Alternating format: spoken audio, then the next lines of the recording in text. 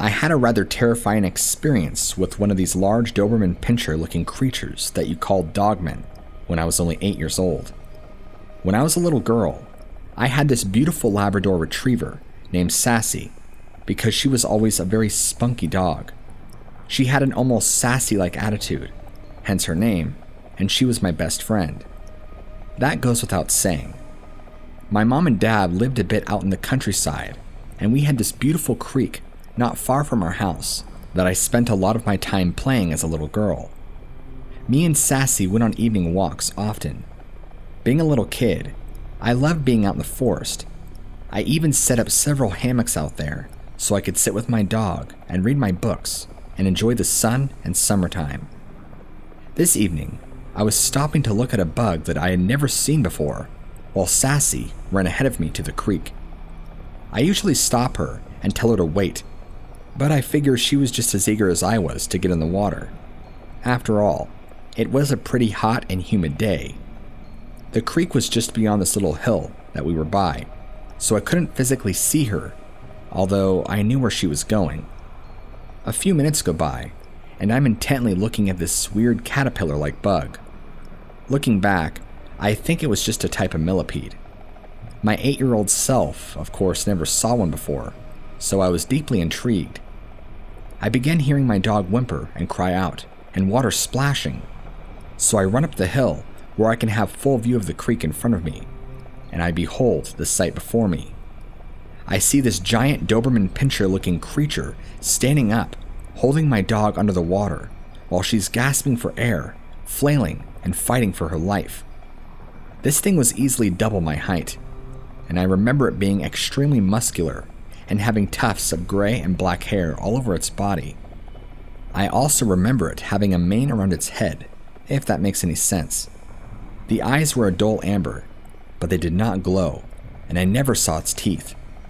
It must have been holding my dog down with tremendous force, because my dog began vomiting up blood while underneath the water as it struggled for her life. I ran towards it in such a state of panic and fear for my dog. My 8-year-old self didn't care as I was running headfirst into a monster. It nonchalantly glanced over at me as if I was just a mere ant to a giant. It wasn't even fazed. It looks back down to my dog, presses even harder, and that's when I heard a cracking sound. I don't know if it broke her neck or her skull or what, but she became lifeless after that fluid motion. It pressed down on her hard, cracking her skull is what it sounded like to me.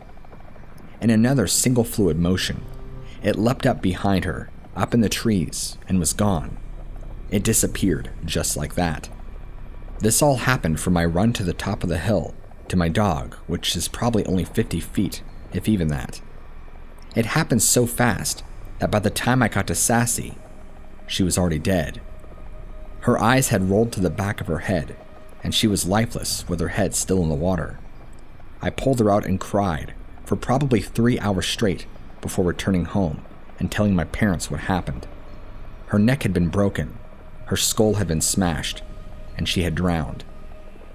Of course, they didn't believe me and thought I was making it up, and so I was severely punished by my father, and he beat me. I was never allowed to have any more animals after that, because my parents were convinced that I drowned our dog. I just remember crying out, and explaining to them I'm not making it up, but they wouldn't hear me out. Every time I would bring it up, my dad would get so angry and smack me across the face with his belt, making sure his buckle would be sure to hit me, and usually cut my mouth open. That was his idea of punishment for lying and killing our dog. Everybody in the family loved Sassy, so it wasn't easy for anyone. Of course, all the brute emotions landed on me and were taken out through my physical punishments. As if I wasn't already suffering enough emotionally, I was the most attached to her. She was my dog after all. Moving aside from what my parents put me through afterward, I never paid any heed or any real attention to cryptids or dogmen altogether until much later on in life, when I was told about the Michigan Dogman by a friend. I ended up picking up a book about it by Linda Godfrey.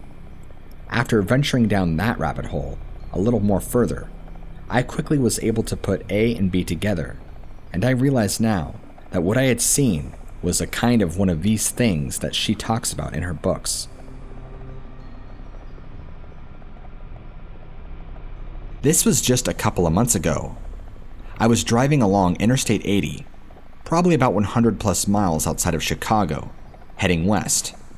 It was evening time, fairly dusky, and since I was facing away from the sunset, the night looked rather darker than usual. Out on my passenger's side, I make out what I can see as two yellow eyes flying directly towards my vehicle. Whatever this was swooped down so quickly towards my windshield that I almost swerved into the other lane, but it shot up within inches, it felt like, of my car. I yelled loudly, "What was that?" Obviously, I said a lot more colorful words than that when I just told you, but for the sake of the story, I'll censor it, because it was quite vulgar. Then, I see the same large shape fly off in the same direction it came. I have no idea what it is that I saw, but nothing can mistake those two large eyes that I saw, or what I believed to be eyes. They were almost a piercing artificial yellow. I wish I can give you a more accurate shape other than the body and two large wings. I have no business with these kinds of things, since I work for a private insurance firm. I'd really prefer if you kept my credentials private and didn't mention my name or where I was from. Whatever it was scared the living daylights out of me, and I had to pull over and take 5 outside my car with my cigarette. While I was out smoking, I checked my car for damage, and luckily there was none. I don't think whatever kind of bird it was hit my car. Then again, I don't know if it was a bird or not. Do birds have big glowing yellow eyes like that are larger than me? It freaked me out, and I don't know if this fits in any category that you know of. I kept it to myself because I thought I was losing it, and I didn't want anybody else to think I was crazy or having some bizarre hallucinations. That is until around mid-May, when one of my childhood friends, Sam, has dinner with me and shared her experience with what I believed to be the same thing I saw. Her sighting occurred near her home, where it landed on her roof and tried to break into her house from what she described. She even called the police, and by the time they arrived, this thing was long gone. She has a portion on her house where she has a large sunroof or window on her roof, and this thing was peeking in, trying to break through the glass.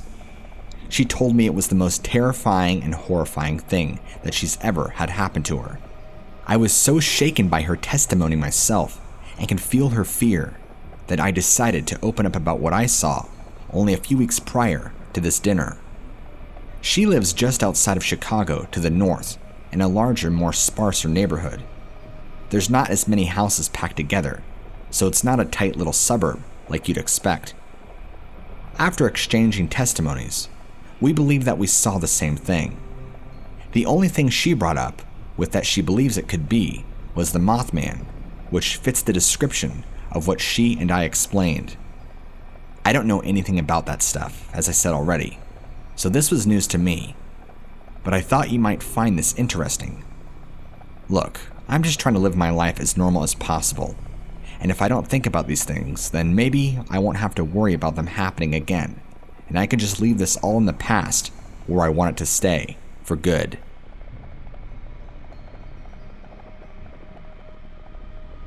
In July of 2008, I believe it was the 30th, me and my buddy drove to Manitoba in order to pick up some medicines for an upcoming suite.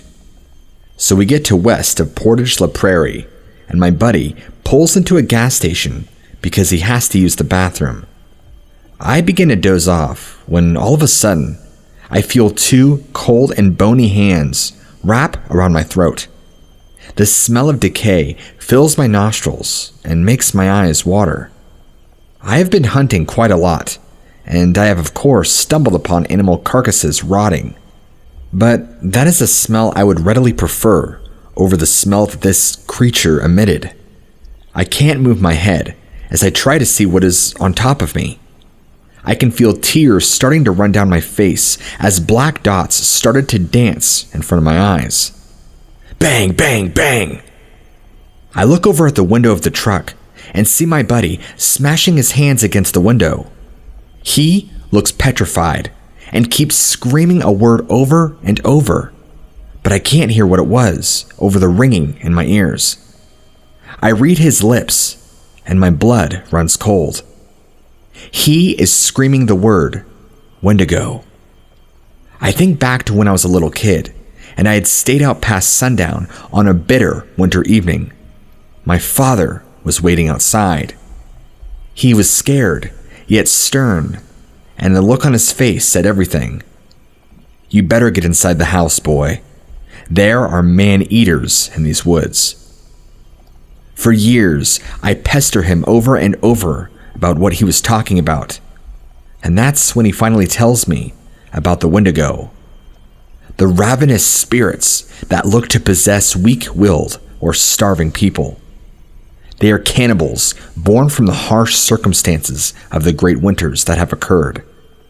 I remember my father said all you need to do is blow a puff of air at it, and if you are of pure and strong intentions, then it vanishes in search of its next meal.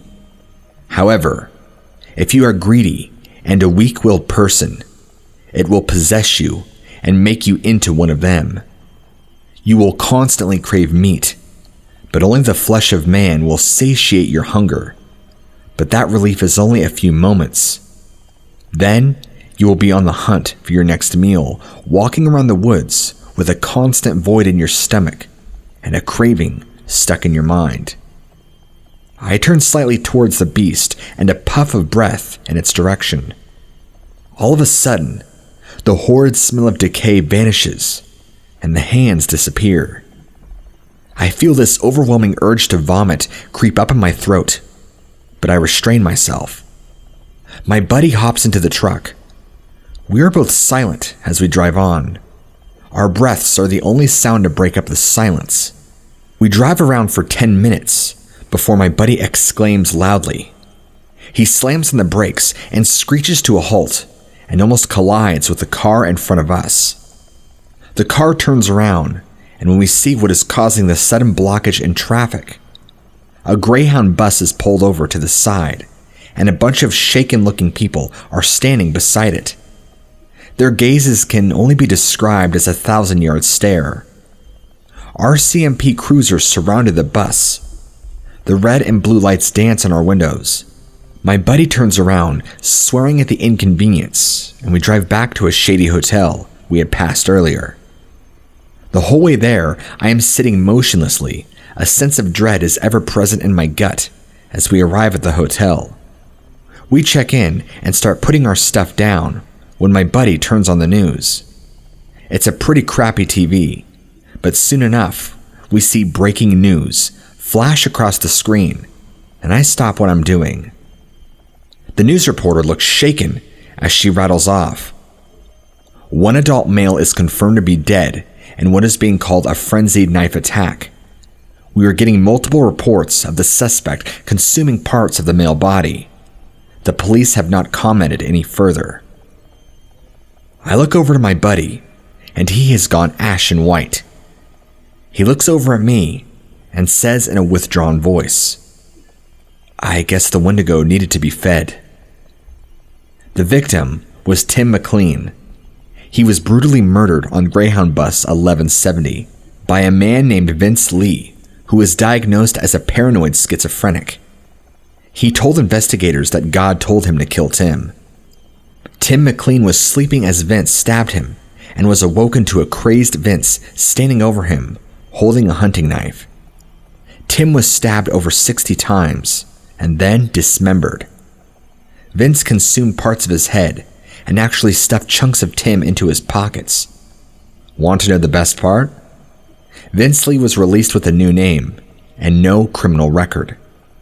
He was diagnosed as a paranoid schizophrenic and was excused from his actions. So all of the Americans that complain about your justice system, be thankful that they at least give out appropriate sentences for individuals like these. To this day, I wonder if Tim could see the crazed Wendigo staring back at him as he looked into his killer's eyes, begging for mercy.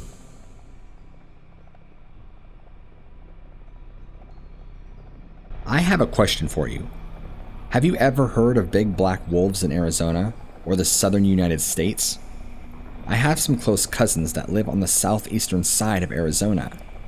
After speaking to them, they want to keep their identities and their location as private as possible. So, I'm trying to reveal as little information to you as I can, while also trying to be as informative as I can. My cousins are half native, and the area that they live on has a huge coyote problem. Not just for them, but the surrounding community. They are constantly having to pay people to come in and take care of them every year and dwindle down their numbers because they go out to their livestock and cause a bunch of issues around where they live. This year, however, my cousins were telling me about this pack of wolves that stood upright and were killing these coyotes left and right. I didn't think wolves even lived in Arizona, but my cousins were telling me about these large black wolves that stood up on two legs that would rip through these coyote packs like paper. They would find dead, torn up coyotes around where they lived, and one evening, they stood outside because they heard a bunch of commotion coming over a small ridge in a nearby valley. After running to the top of the ridge and looking down into the valley, they saw these three large black wolves attacking and viciously ripping apart and eating this pack of coyotes. They never even heard a coyote scream like that. They didn't know what species of wolf attacks and devours coyotes. These wolves are easily 4 times the size of these coyotes. In the last few months, they've been hearing weird howls that don't sound like coyote howls. Coyote howls are very distinctive, and when they're howling together in a pack, it's unmistakable. This other howl was something very different. Right away, they were telling me how amazed they were by this animal's lung capacity, because the howl went on for probably 15 to 20 seconds and had so much power and vibration that they could feel it, or so they said. They only started hearing these noises rather recently, and the coyote attackings have been very recent too. My oldest cousin believes it's a territory war between these wolves and coyotes. Since the coyotes have been in this area for a long time, it is the same large pack. That large pack is now severely dwindling down. I don't know anything about this stuff, as it's not my forte of information, but I thought I would start reaching out to people like you, who seem to have a background on strange things. If you can shed some insight, or possibly give me some answers, I would really appreciate it, because they themselves are scratching their heads, wondering what's going on. Their biggest worry is these wolves can tear apart a pack of coyotes like that. What will they do to their own livestock? Or even worse, them. They've tried to do some research on their own, but they can't find anything about black wolves, or black wolves that stand upright. To their knowledge, these things are strictly nocturnal, and do not hear or see them at all during the daytime. But during the dusk and nightfall is a totally different story. They're the most active in the early morning, from what I've heard from them. They've even gone as far as bringing in a medicine man in the local area to bless the area of the house, assuming it might be something more than just a large predator. Possibly a skinwalker or something along those lines, but it doesn't seem to have the characteristics of a shapeshifter or a person who practices magic. This is what they told me. I'm not really knowledgeable about these kinds of things, as I said. The medicine man, after blessing their property and area around their house with the livestock, told them that this was not a skinwalker's doing, and was something much worse. He told them that they are in grave danger, and they need to retreat from the area. My cousins are freaking out, because they don't know what to do, and they're afraid to even shoot at these things. Their livelihood and business is at stake. The good news is that these wolves have not tried approaching the house, or going after the livestock at all. Their only interest for right now seems to be the coyotes. To give you a base of time, this has all been going on in the last couple of weeks. The time that I'm writing this to you is June 30th, 2020, and this has all been within the last 2 to 3 weeks that this has all transpired.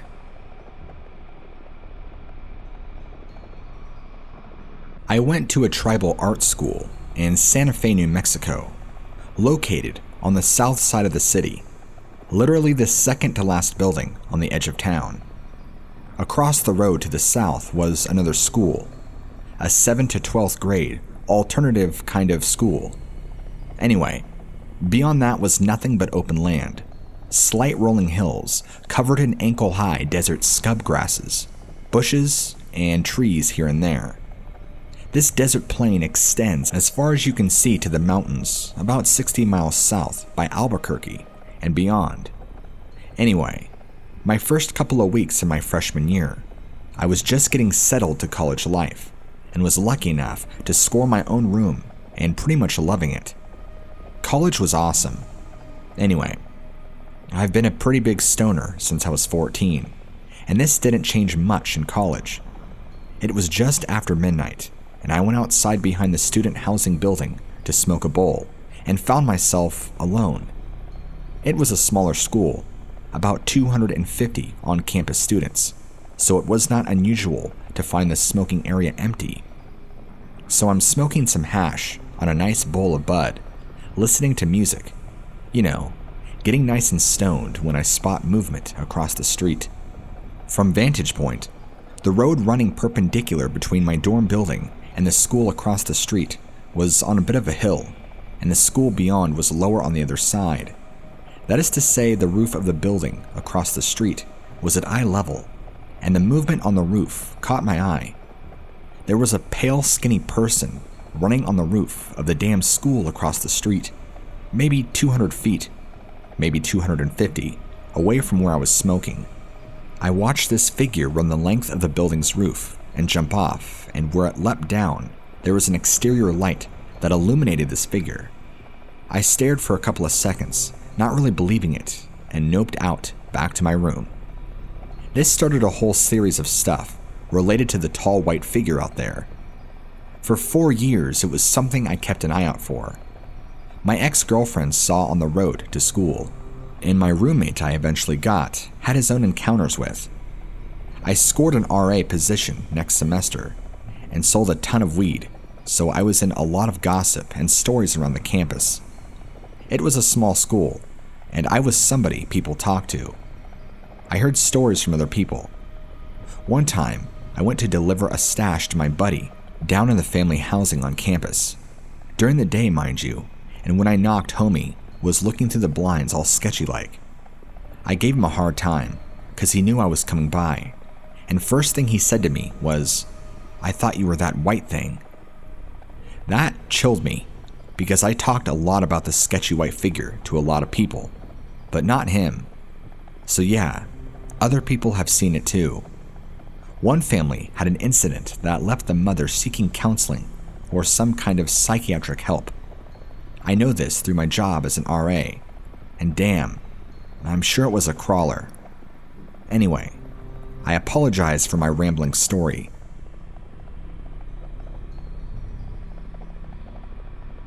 Ask a cop which day of the year they dread working the most. 1 or 2 might answer Christmas or Super Bowl Sunday, and I get that, but 9 out of 10 will give you the same tired look before they utter one single word: Halloween. Halloween might just be some lighthearted, spooky fun for some, but for law enforcement, it is no joke. The small New England town that I serve in has a spike of about 6 or 7 times the number of emergency calls on Halloween night alone. It really does bring out the absolute worst in people. I mean, there's the stuff we anticipate every year. Houses having suffered a barrage of weaponized eggs, trees covered in TP, homeowners complaining of juvenile trespassers. Those calls are manageable, but they bog down our duty officers so that when a serious crime happens, we're dangerously understrengthed. But out of all the dumb Halloween mischief I've had to respond to over the years, all of it pales in comparison to what I found at the house on the end of Jefferson Street. That was a Halloween night I don't think I'll ever forget.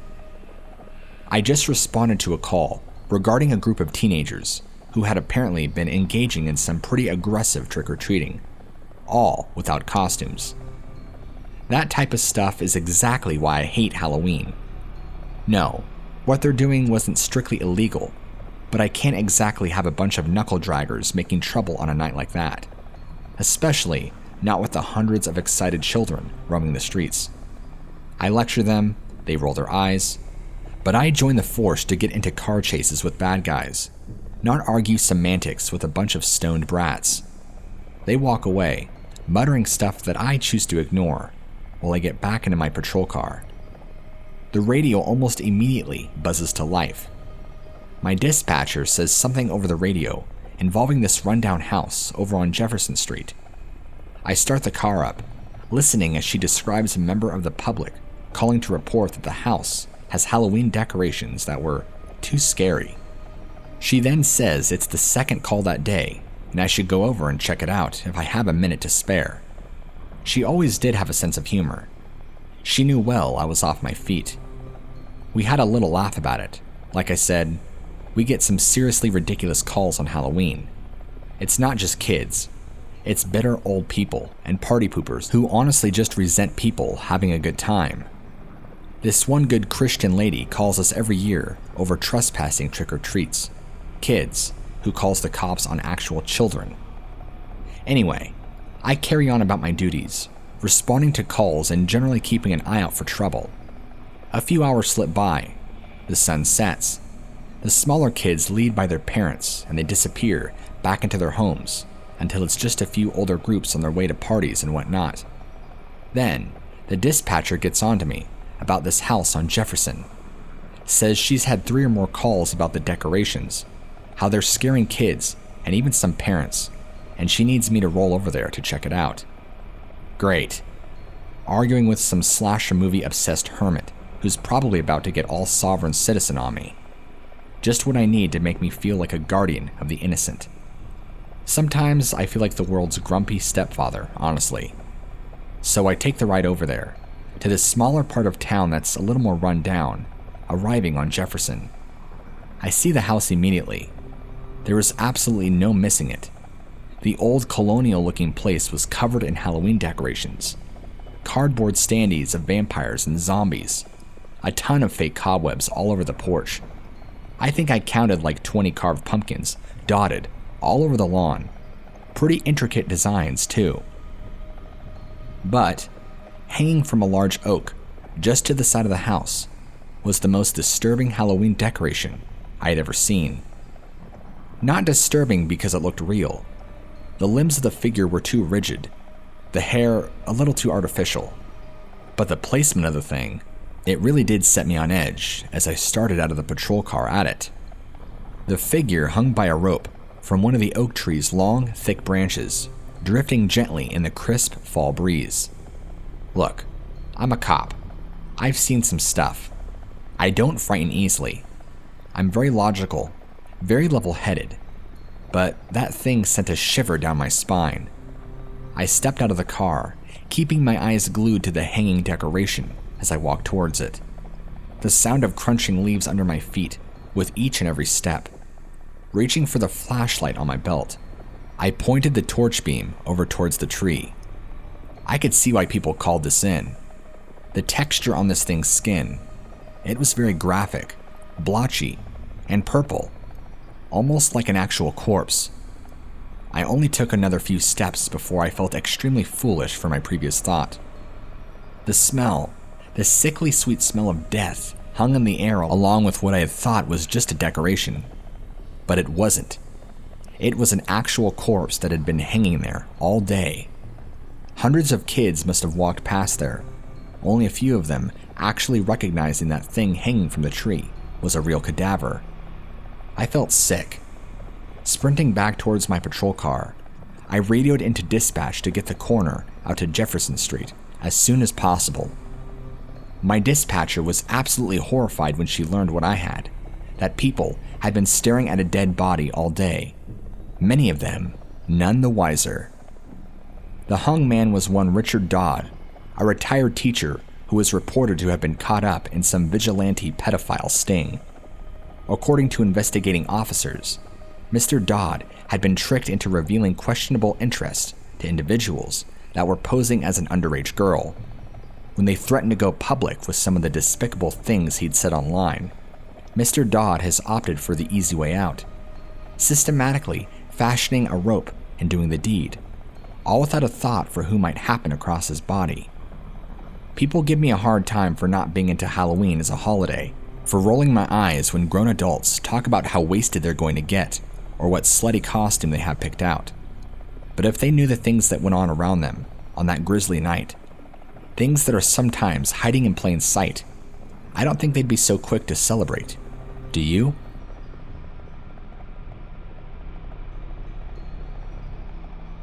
My father just recently shared some very interesting information with me when we were sitting down watching a movie. The movie in question is Army of Darkness. I don't know if you've ever seen the movie or not, but it's great. But that's not why I'm writing to you. My father and I were sitting down watching this movie, and there's a scene that's in the latter part of the movie where this flying demon grabs the girl and flies off with her to take her to be transformed into this evil being. As we're watching this movie, my dad starts acting funny during the scene, and I look over at my dad and ask him what's up. He literally had to get up and leave the room. I could tell he was visibly shaken and pale and didn't look good. I followed him and asked him what was wrong, and he told me he would tell me later. Anyway, the night ended and we finished the movie, and he was outside on the deck smoking a cigarette. That's when I decided to pursue and ask what was that all about earlier. He told me, "Son, you probably won't believe me if I told you this." But I assured my father. I told him I loved him and that I would believe him if he told me, whatever it was. Obviously, something about the movie was really bothering him, and I wanted to know. My father spent a lot of time in Australia 20 years ago when he was married to his first wife of 9 years. She, unfortunately, passed away from breast cancer well over 10 years ago, and my father would later on move to the East Coast of the United States, where we still are. I don't know if he was a legal citizen over there, but he spent years doing all sorts of stuff. I don't know what his line of work was, and I don't exactly know what it is that he did, but he has told me some of the other adventures of him exploring the Australian outback, and the other times he's almost been killed by some of the crazy wildlife that's out there. Crocodiles, jellyfish, all sorts of stuff. He even has a story about meeting some indigenous people after a 5-day-long rendezvous in the outback and getting lost. I know, the man has seen some things, but I wasn't really expecting him to tell me what he did. I almost didn't believe him at first, if it wasn't for him being so shaken. I bring up the outback because this is what he brought up. He told me during his time of exploring out there and driving around, he came across a large pit in the earth, is how he described it. He said it looked to be man-made, but was easily about 50 feet in diameter. Quite literally, a large hole that you could not see the bottom of, aka a bottomless pit. He said as he approached it, this flying demon flew out and nearly grabbed onto him and almost pulled him in, nearly dragging him down into the pit. He managed to push away somehow in the nick of time and avoid falling into this hole. The flying demon flew off in the sky past the mountains that were around him. When we were watching the movie and that scene came on, he said the creature that appeared on the screen looked nearly identical to what he saw come out of that pit, in size, stature, color, look, everything. That scene immediately brought him back to the exact moment and forced him to leave the room. My dad's not usually like that, and he's not really bothered by much. He's a firm and staunch believer in science and things that can be proven physically. So for him to tell me a tale like this was a little unnerving. I remember him shaking with his cigarette in his hand as he's explaining this to me. That will always have a lasting effect in my memory. The area that he found this pit in was probably a good 50 plus miles away from any civilization. He was out there, and when I say out there, I mean it. You have to understand that he would spend days, if not weeks at a time, just going back there exploring, getting himself lost on several occasions. He's come into contact with all sorts of dangerous and poisonous venomous animals. But this recollection of events really shook him more than anything else. I asked him if he thinks hell really exists, and that if this thing came from hell. He told me he never believed in hell, and was a firm atheist, but now he's more open-minded and says he doesn't know. I almost wonder if that pit was an entrance to hell, or some sort of cavern system in which this thing lived in, but even he didn't know. Anyway, I don't know if you've ever seen the movie, but to give you a point of reference, especially if you're going to read this to your audience, would be to Google Army of Darkness Flying Demon. And that should show you exactly what we saw in the movie, and what my dad claims to have come out of the pit. The surrounding was pretty much just bush and openness with some mountains in the background. This pit was literally found in the middle of nowhere. My father never unveiled to me the province of Australia that he was in, because I personally am not too familiar with the geography of that country. But I know that Australia is humongous, and the outback stretches for so much mileage and area. I know there's other talk about things living in the outback, such as indigenous tribes and all sorts of stuff, and there's so much range for survivability, even amongst the harsh climates and dangerous venomous animals that live there. Certain people thrive in that environment. My father certainly did in his younger days, even though he had this hair-raising story like this one.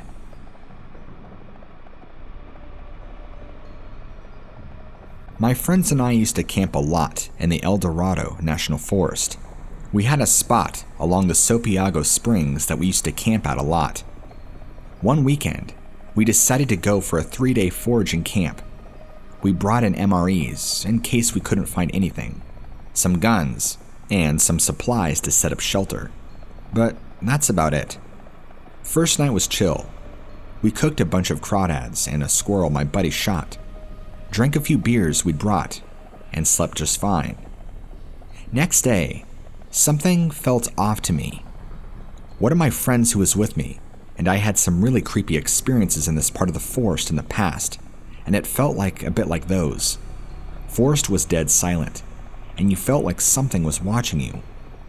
I grew up in the woods, so I know the signs of a predator, but this felt different than a bear or a mountain lion. When night fell, my friends went 200 yards or so upstream to do some stuff.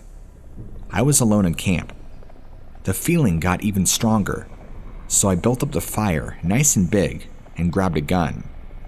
I kept hearing faint voices from the woods in the opposite direction of where my friends went. They were low, indistinct sounds, but they were creeping me out majorly, and my buddies had taken the only 2 flashlights. Poor planning in hindsight. As I peered out into the darkness, I caught a glimpse of something moving 50 yards or so out in the trees. I snapped the rifle to my shoulder and got the scope on it. It was pretty dark, and the only light was from the fire, but I could see the outline of what I was aiming at. It looked human, but was on all fours, and its arms seemed a bit longer than they should. It stood a bit like an ape, but very low to the ground. I only saw it for a second before it loped off deeper into the woods. After I lost track of it, I'd hear light rustling in different directions around the camp. Leaves scuffling, the occasional twig breaking. Always away from where my friends went, in the 180 degrees on the other side of the camp from their departure. I got the sense that whatever it was stalking me. I kept the fire high and was staying sharp, looking out into the woods, but I didn't see it again. My buddies came back about 10 minutes later to find me paranoid, a wreck, glassing the tree line with the scope. I told them what happened, and they got quiet, then told me the reason they came back when they did is they started to hear the same stuff I did over by where they were, and it spooked them. We spent the second night of our trip with a big fire and 3 lookouts. Nobody slept that night. In the morning, we broke camp as quick as we could and hightailed it out of there. We never camped in that spot again. Back in 1999, I used to work as a park ranger over at Yosemite National Park. It wasn't a job I ever really saw myself doing. The fact was that until my busted knees had to stop playing football, the NFL was all I ever dreamed of. I was obsessed.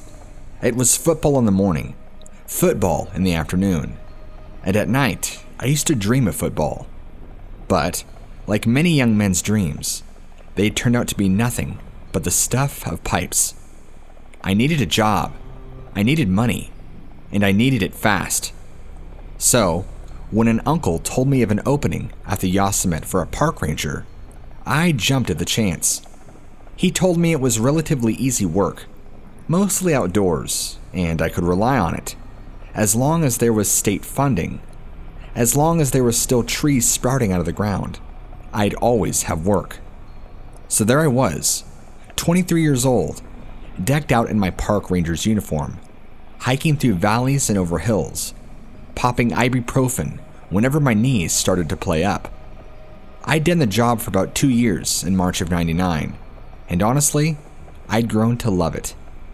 Being out there meant being surrounded by nature on a daily basis. I mean, I'd see things weekly that wildlife photographers would give their left nuts to document. But I never in my wildest dreams thought I'd encounter the kind of thing I did on March 18th, 1999. It's something that I've thought about almost every single day since. Something I can't ever get out of my mind, and something I don't think I ever will. It started off a chain of events that I gradually became obsessed with and that have changed my life forever. It started with a call about a potential forest fire-up. My boss called and told me a hiker had seen some smoke rising up through the trees near a place called Log Cabin in Sonora County. I probably don't need to tell you that forest fires can be absolutely devastating to an area like U.S.A and are taken very, very seriously by us park rangers. Now, y'all should know that Log Cabin isn't technically in our jurisdiction. It's actually closer to a different national forest. But since there was no one up there in that area to go check it out, my boss asked me to go check it out and call in the fire department if it was a serious threat. We get a good number of calls like this, and more often than not, it's just a family whose barbecue has gotten out of hand, or kids whose campfire is a little too big. So, I agreed to drive up there to check it out, as it was only a couple of hours drive there and back. So, after about an hour's drive, I arrive up at Long Barn, and I could see some black smoke rising up through the trees in the distance. This is unusual, as black smoke means it's not just wood burning, more like plastic or artificial fabrics, so it definitely wasn't wood burning. This is kind of a relief at first. It meant it wasn't an outright forest fire, but it did mean somebody was burning something that definitely was not good for the environment. I park up as close as I can to the source of the smoke, then hike off through the trees, basically just following my nose as the smell of the burning plastics got stronger and stronger. Then I see it. A burned out car abandoned among the trees. Still kind of smoldering. But I guess the fire had been set at night and had mostly burned through before I got the call about it. My first thought was joyriders. Something as simple as car thieves had bust into somebody's vehicle, tore it up, and down the quiet country roads up here, just abandoned it and set it alight to cover up any evidence. Again, this is a pretty unusual crime out here in the sticks, and you can forgive me for associating that sort of wanton mischief with more urban areas. But then I started to smell something else among the smoke. Something more like burning meat. Listen, I'm a huge barbecue guy myself, and I know what it smells like when you leave something on the grill for too long. Like that charred stench that I know is going to lead to disappointment because I've messed up on some expensive T-bone steak, or whatever. Only, you're definitely not supposed to smell that coming off a burning car, are you? And as soon as you can imagine, I started to feel very, very uneasy about the whole thing. I circled the burning vehicle, looking for signs of animal carcasses, or, God forbid, human bodies that were in or around the vehicle, but saw nothing. I even checked under the car, but again, didn't see a thing. I pull up my phone to get in touch with the county sheriff, who said he'd send over a couple of guys to check the scene out within the next hour or so, but who also asked me to stick around so I could guide them in and show them exactly where the vehicle was. So, Given the fact I had an hour or two to kill waiting for them, I went into the trunk of my truck, pulled out the little fire extinguisher stored back there, and proceeded to put out a few small fires still burning in and around the vehicle. I do so pretty effectively, but when I'm done, I notice there's still something smoldering in the trunk. Smoke keeps seeping out of the cracks, and the more it does, the more I can smell the burning meat smell. That's when it really hit me. Something or someone was in the trunk. That's where the smell was coming from. Waiting for those sheriff's deputies seemed like it took an eternity. Mainly because when they got there, I knew they'd be able to open that trunk, and I really didn't want to see what was inside. So they get there, I tell them what I suspect has happened, and what I suspect is in that trunk. One of the guys uses a crowbar to wrench the trunk open, which was pretty easy considering the fire had warped the metal locks, keeping it closed. But what we saw inside is something I saw over and over again in my nightmares for many nights to come. It was a mess of blackened, burned flesh and contorted limbs. The sight of it alone caused me to gag and retch, puking up my breakfast onto the forest floor. Even those deputies, hardened by years of witnessing violence and cruelty on a daily basis, had a hard time dealing with what they were seeing. One just leaned against a tree, mouth covered with a cloth rag he kept on him, probably for this exact reason, while the other called in the coroner to deal with the bodies. They told me I can make a move back to U.S.A whenever I was ready, and boy, was I ready to get out of there as soon as I was able to. From what I understand, the sheriff's deputies soon discovered that the two scorched bodies in the trunk of that burned out vehicle were those of Carol Sund and Sylvina Palesso. The two women, along with Carol's young daughter Julie, had been missing since the previous February when they were last sighted alive and well at the Cedar Lodge near U.S.A National Park.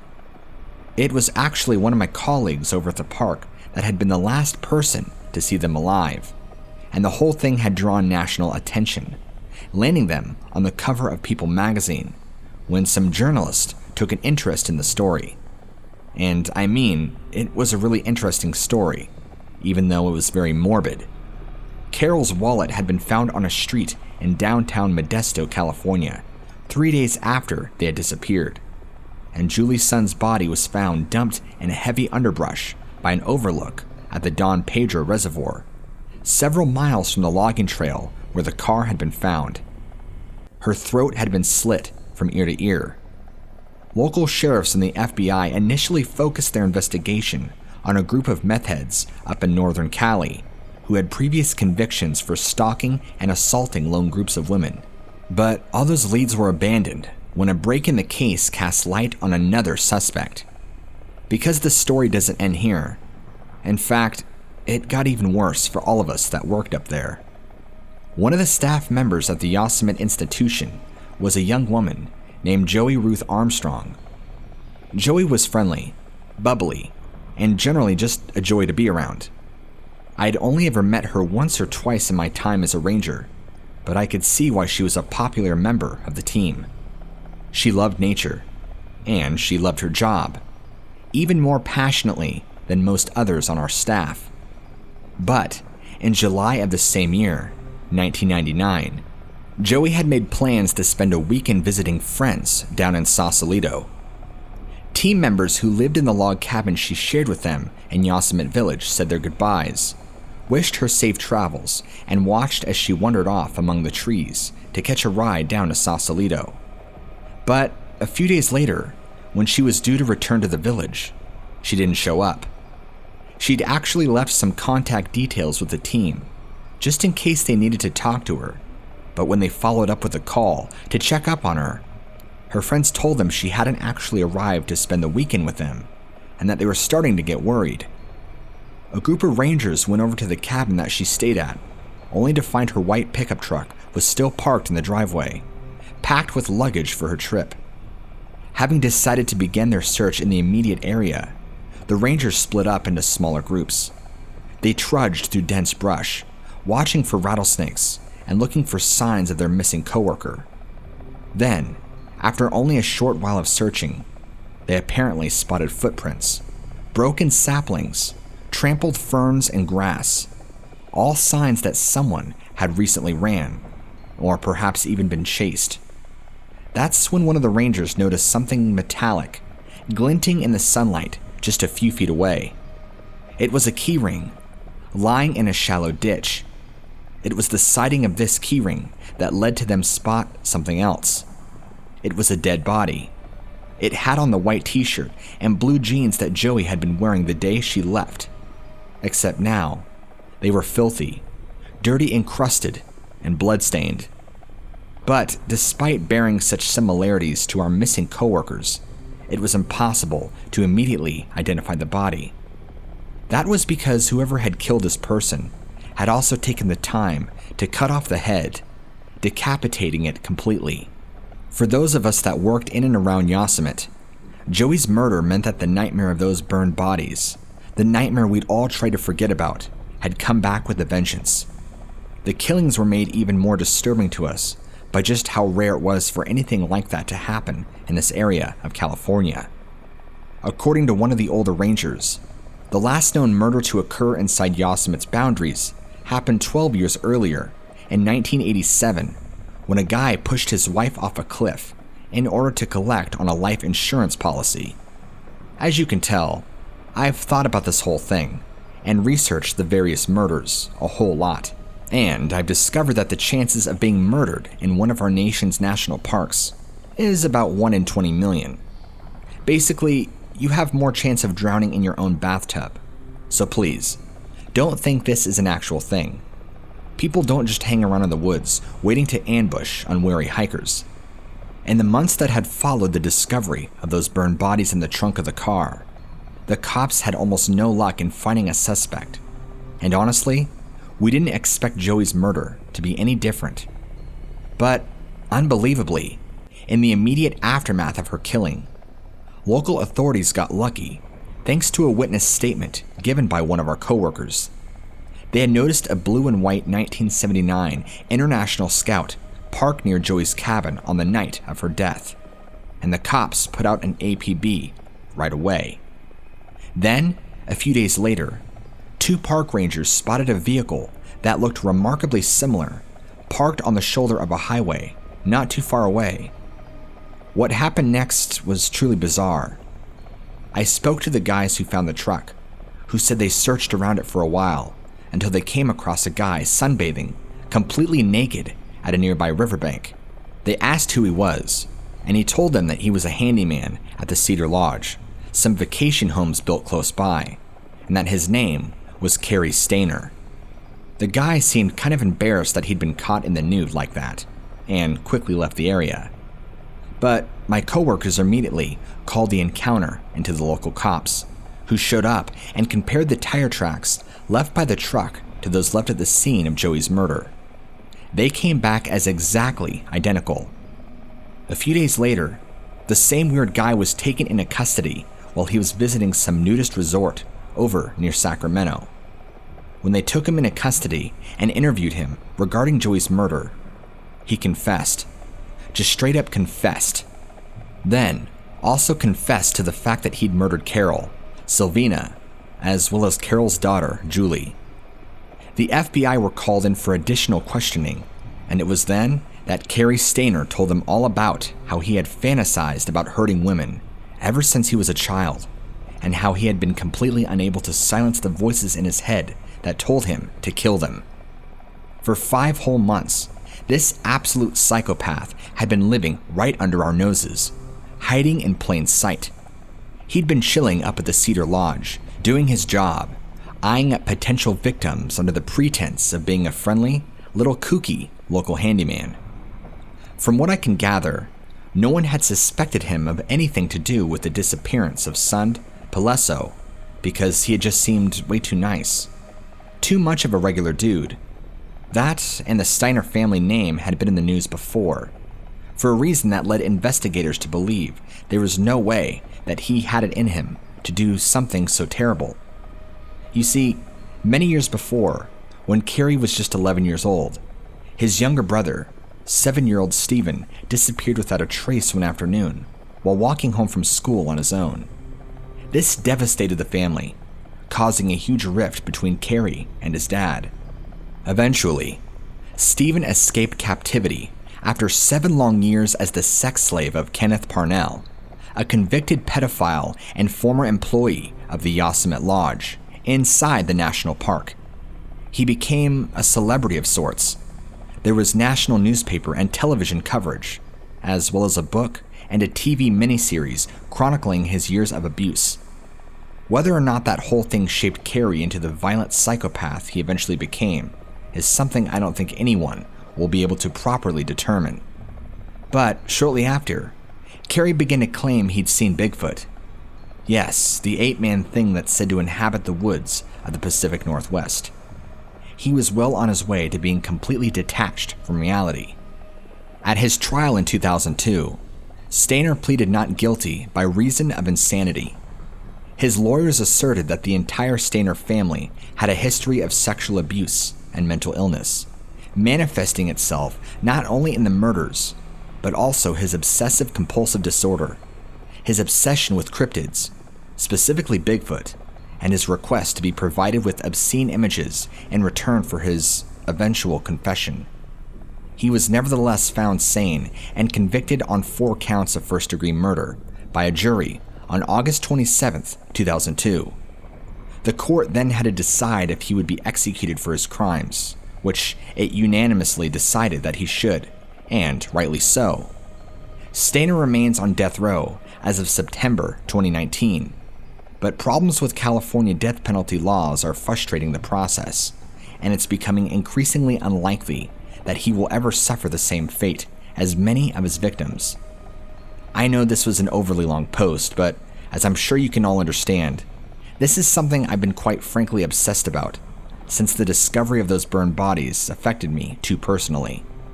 I'm actually considered writing a book about the whole thing, and my experiences living and working in the place that most of these crimes had occurred. If I can't ever get these things out of my head, why not try and turn the whole thing into kind of a therapy? Turn it into something that others can enjoy, and maybe something I can make a few bucks out of. Even if that does make me feel like a vampire, profiting off of other people's misery. Maybe. Let me know. But regardless, I hope you enjoyed this. Maybe, just maybe, it'll help you stay safe in a world where people are out there with word compulsions unimaginable, driving them to kill. Growing up, I was always on the heavy side. I suppose it's become I come from a family of food lovers whose portion control was never their strongest suit. It was all TV dinners and sedentary hobbies, so it's no wonder we were all of a certain size and shape. But it's always bothered me. I'd see the attention skinnier girls got around school, and I know it doesn't align with mostly feminist view of the world. I wanted that to be me too. So, a few years back, I started my own personal weight loss journey. Not so much so that I could fit society's view of what beautiful is, but so that I could have confidence in myself and in my body. I wanted to look good for me, and if that helped me land a hot guy, then cool. This is how I ended up taking up hiking as a hobby, and why I spent so much time around Acadia National Park up here in Maine.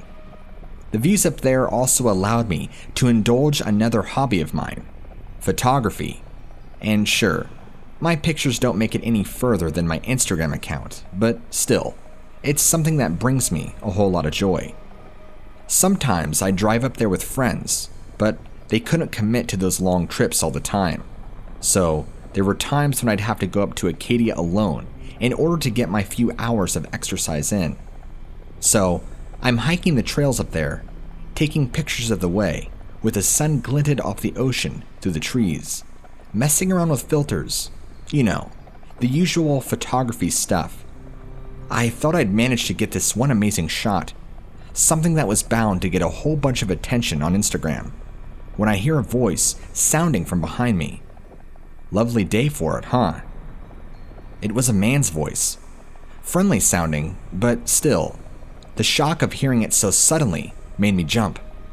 I turned, seeing a man in a park ranger uniform, the hat, the little shorts, the whole getup, walking up the trail behind me with those sort of trekking poles in his hand.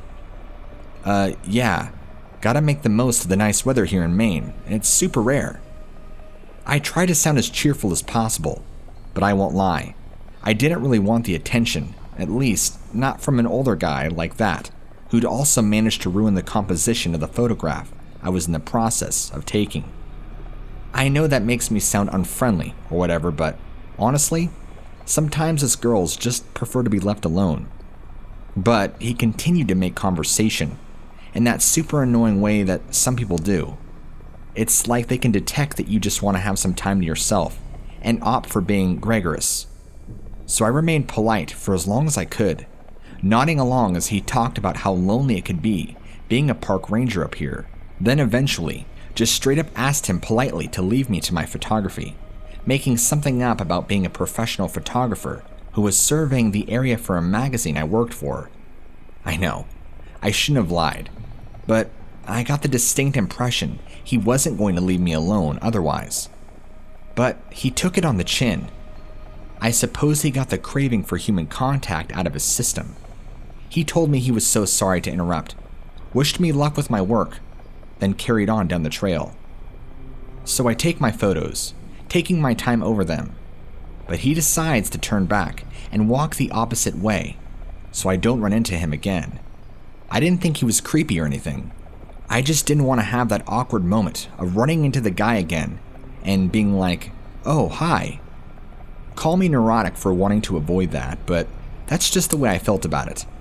So I'm heading back the opposite way, taking pictures along the way, capturing the way the trail snaked through the trees in such pretty ways sometimes, looking like something out of a fairy tale.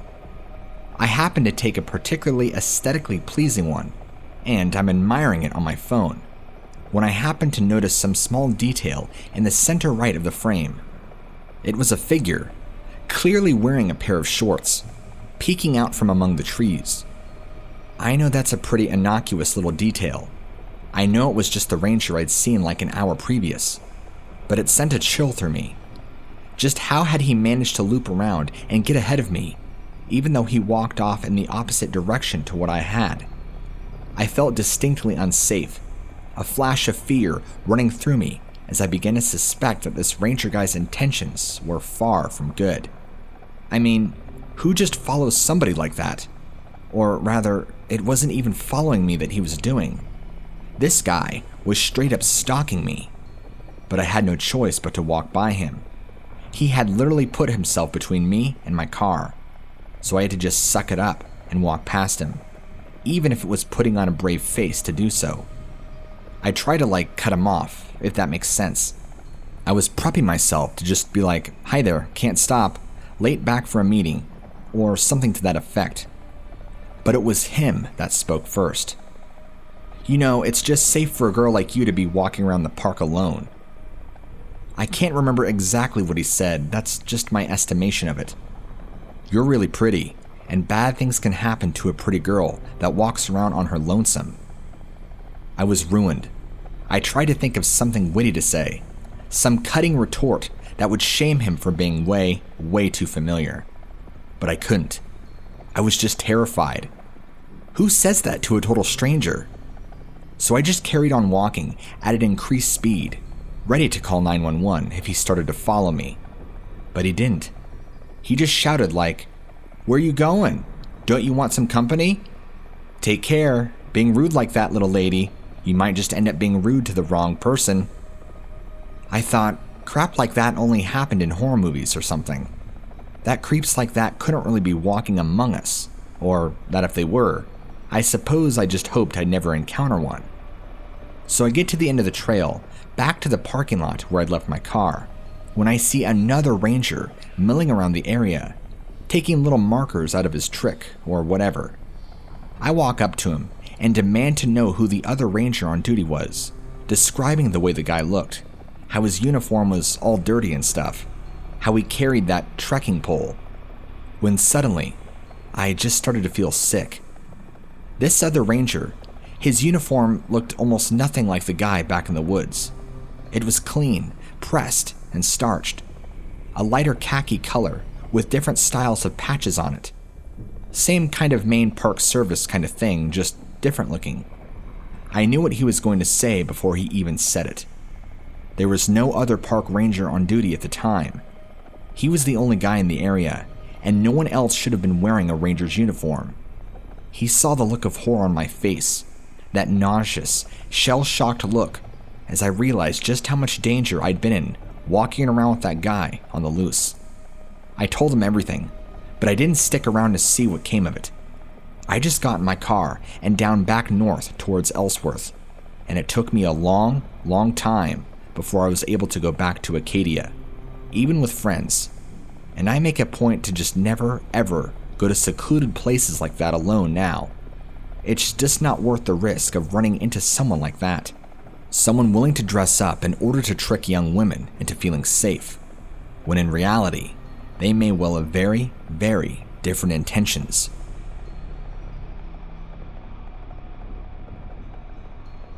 My story takes place in early October 2004. Listen, this is a little bit emotionally taxing for me to share, so I hope you can bear with me in case I get lost. I did lose a close friend during this incident, and I don't take it very lightly. He was murdered by whatever animal we happened to encounter that day. What it was, I'm not sure. Even the police report listed that he had fallen to his death, but weren't sure how. During this time, I was spending a lot of my free time hiking with some other close friends of mine, namely one of my best friends, Richard. He was only 2 years older than I, and we spent weekends trekking into the wilderness, building up our endurance and stamina for more intensive hikes. This particular incident, we were hiking on Mount St. Helens, which is in Washington State, for those that are uneducated. Sorry, I didn't mean to sound that snarky in a condescending way. I just don't expect you or anybody you might share this with to automatically know the United States. We had planned a weekend where him and I were going to climb this mountain and reach the summit. I'm not exactly sure what happened along the way. We got to a section on the trail where we began hearing rustling and loud noises from the timber near us, like something big was moving. We stopped to see, and out up in the trees came this large, giant bat, or so it looked like at first, but was covered in thick, matted hair. It was humongous, much larger than a bat, and the longer Richard and I spent looking at it, we could make out more details, that it looked to be more like a giant gorilla with wings that flew right at us. Richard and I took off fleeing for our lives as this massive bat gorilla thing, human, took aim at us. It propelled itself right at Richard and grabbed him up underneath his arms, picked him up, and started flying up in the air with him.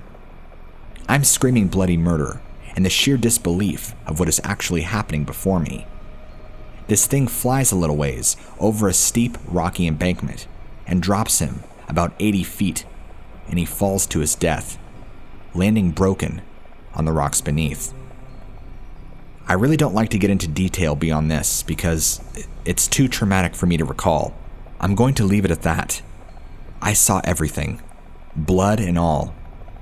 I wish this encounter could be longer, but it was so traumatic for me that I feel like my brain blocked out a lot of the vital and visual details.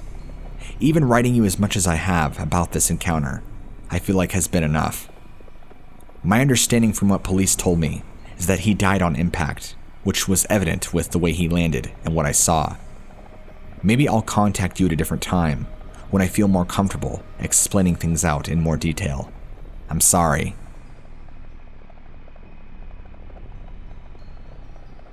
I live as a caretaker for my father up in northwestern Washington State. My father is very old, frail, and he doesn't have much time left. I'm working on spending as much time with him as possible before it's his time to go. Hence why I've sacrificed much of my young life to care for him and to be there for him. Much of his passion was hunting, especially duck hunting and fly fishing. We used to spend so much time together when he wasn't sick. We would spend days at a time out roughing it in the wild, and he would show me all sorts of things. How to track small game, what to look for, being upwind, and making sure game couldn't smell you. All of the essentials for being a competent and well-rounded hunter. My uncle, my dad's brother, being only 7 years younger, has come to live with us due to his failed marriage and him wanting to be there for my father's last days. He too is a rabid fan of duck hunting, probably more so than any other form. This story isn't about those things though. This is something much more spiritual in my opinion. This occurred this last December during duck hunting season. My uncle comes home early from a day of duck hunting, and I noticed he doesn't have anything with him. He's also moving quickly, like he's on a mission, and noticed that he's looking a little panicked. I was watching him through the window before he even came into the house. He gets in the house, and he is white as a sheet, and has this look on his face like he almost died. Before I go any further, we live near a very marshy area where there is ample grasslands, perfect for waterfowl hunting. Getting there is only a very short drive away, and we're very blessed in that sense. Back to the current story. So he comes in, and he is visibly shaken and pale.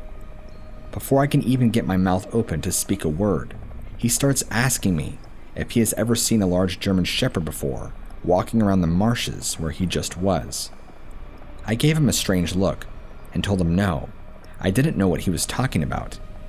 He was about to land a shot when this German Shepherd dog stood up and shot out of the marshes and grabbed a hold of this duck and took a bite out of it, eating literally half of it, and then looked over at my uncle and gave him an evil grimace, exposing too many sharp teeth for a dog to have.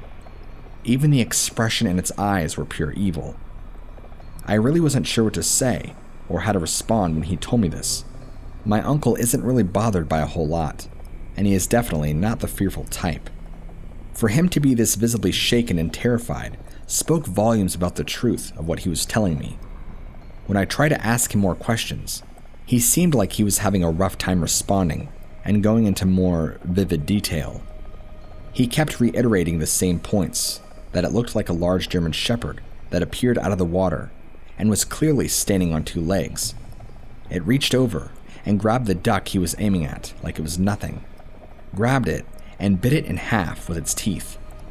Then it looked over at my uncle, exposed its razor-sharp teeth in the most wicked, evil way. It's like it was mocking my uncle and inviting him into the marsh at the same time. Deep down, I think my uncle knew that it was not a dog, because dogs don't stand on their legs like that, nor do they act like that. As soon as this thing looked at him and made eye contact, he could just tell that this being had intelligence and was much more than a dog. Due to its physical appearance, he really had nothing else to go by other than to chalk it up as a German Shepherd. When he asked to elaborate more on the whole German Shepherd appearance, he said that's what it resembled the most, that it was very shaggy and unkempt, like it had been rolling around in dirt and muck. Maybe this thing lived in the marshes. He wasn't sure. He did say though that he firmly believed it had intelligence. It smiled at him, and all he felt was an evil emanating from this thing. The teeth that he talked about weren't like a dog's either. This thing had more reptilian-like teeth, lots of tiny razor-sharp teeth filling its mouth. It didn't look right. It was almost dinosaur-like, he explained. After I extracted as much information out of him as I could, I think he called it quits for the rest of the day and retreated and stayed in the house. I wasn't really sure what to make of it at first. On one hand, I did believe him because he's not a liar and he was too physically affected that it would have happened. On the other hand, what he described to me was so far detached from this reality, I had a hard time wrapping my mind around it. That is, until this thing started coming up to our house. Over the next month, my father's condition would worsen, and it's as if his health was this roller coaster, ever moving up and down. There would be moments at night that you would just feel this evil presence surrounding our house. Even though we would have porch lights on, and sometimes you could see pretty visibly well and everything around the house, there was nothing. No eyes watching us. No person visibly standing anywhere that we could see. But you could feel it. It was so thick, you could cut it like a juicy steak with a knife. It's a combination of fear and being watched. And not just being watched. Like whatever is watching you is calculating its next move on how it's going to get you and drag you out of the house. That's the best way I can describe it. It was truly terrifying. At that time, though, I never thought about the encounter my uncle had. In fact, I had forgotten all about it. I wasn't sure what to make of the feelings I was having. When this would go on, my uncle was never home because he was working a job where he worked night shifts. These feelings only occurred randomly in the evening and night. It always seemed to happen as my father slept.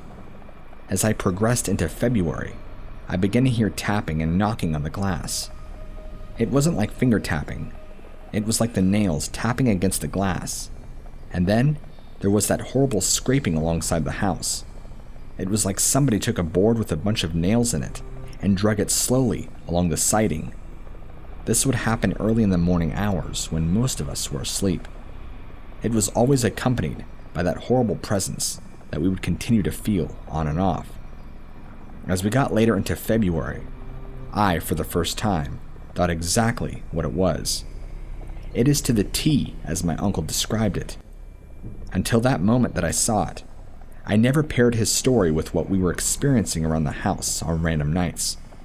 I never told any of my family or friends about that, because I didn't want them to figure or think I was having severe schizophrenic hallucinations. Once I saw what it was, my mind immediately brought up my uncle's sighting, and it was like one big click in my head. I've seen it multiple times since this, but the first night I saw it came out of the trees, stopped, and looked around as if checking that it was truly and fully hidden. It was still winter, so there was a bunch of dead trees where it came out of.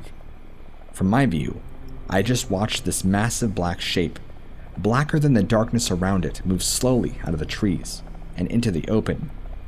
That's when I made out the definitive shape of a 9-foot-tall werewolf-looking creature that appeared very German Shepherd-like. I watched it then creep up to the back side of our house, right where my father's bedroom is. There was just enough light from where our extremely bright porch light was, where I could see enough detail that I knew exactly what it was. It really did resemble that of a large, upright German Shepherd. Very shaggy, thick, nasty matted fur. I saw the snout and other defined parts of his body, but I never saw any teeth or anything like my uncle did. I've also never seen it during the day. The first time I had a glance at it, fear overtook my entire being, as I was partially confused as to what animal this was. But then I realized it was something different altogether. Whatever it is highly drawn to my father, as it keeps going to his side of the house, where his room is. Is this a werewolf that came from the marshes we're dealing with here? I always thought about werewolves and knew they were a myth, and that they didn't exist. Perhaps I was wrong. My uncle has now had more experiences with this thing, with this occurring on nights that he is off and home. My dad spends much of his time sleeping and doped up on pain meds, so we really don't have the guts to tell him there's this 9-foot-tall, walking dog stalking your window.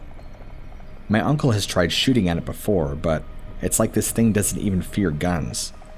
It's never tried to break into our house or show my uncle and I any threat, but just seems to be attracted to my father. This has been ongoing since, and the reality is that there isn't many new things to share.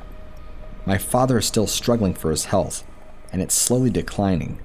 I don't know how many more months he has left, but it can't be too long.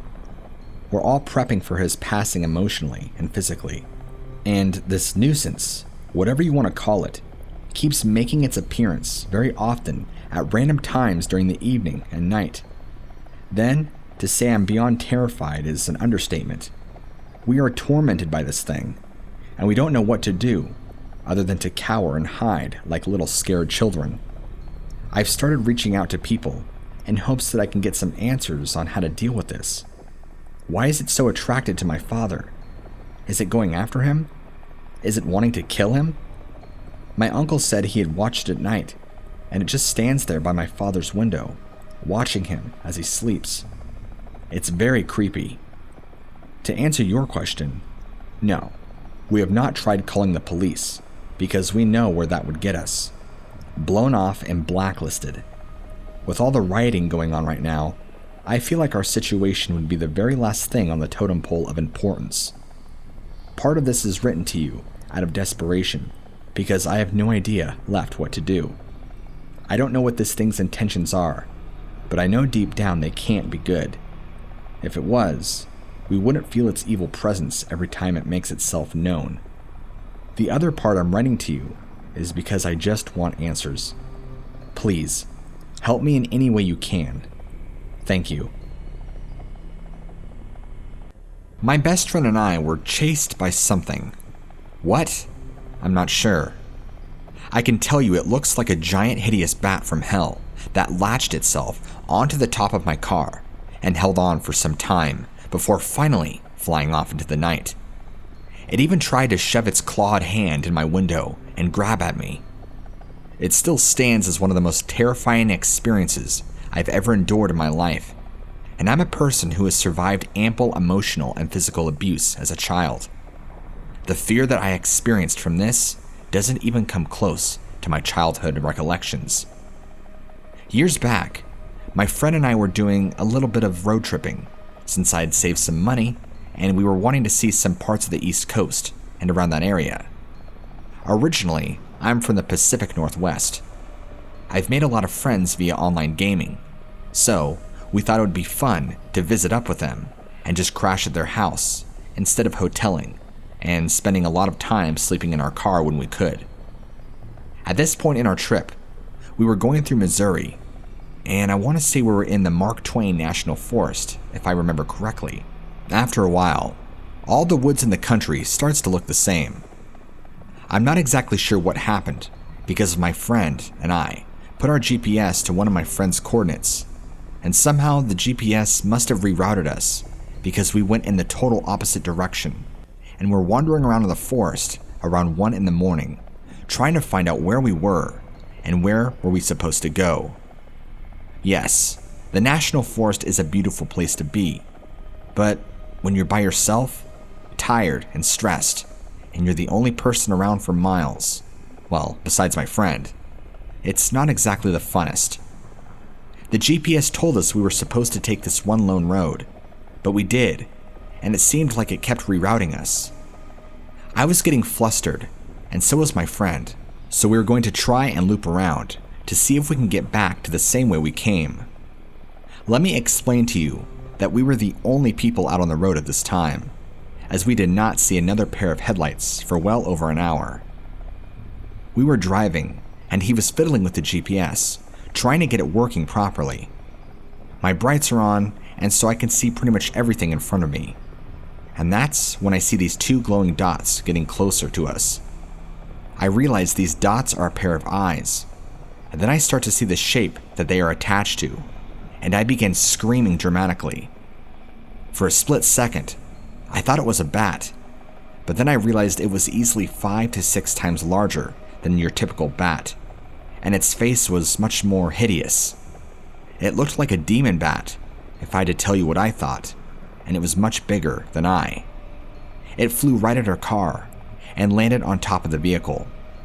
I could feel it, the weight pressing down on the car and holding onto the roof while we're going about 50 miles an hour, trying to swerve across the road and knock it off the car. My friend and I are screaming, oh God," at this thing, and it sticks its nasty arm in the driver's side window, nearly grabbing for my face. As I take a sharp swerve to the left into the oncoming lane, it pulled its arm out quickly to try and rebalance itself. Thank goodness there was no other oncoming traffic during this. I sped up to around 80 miles an hour and slammed on my brakes as hard as I could.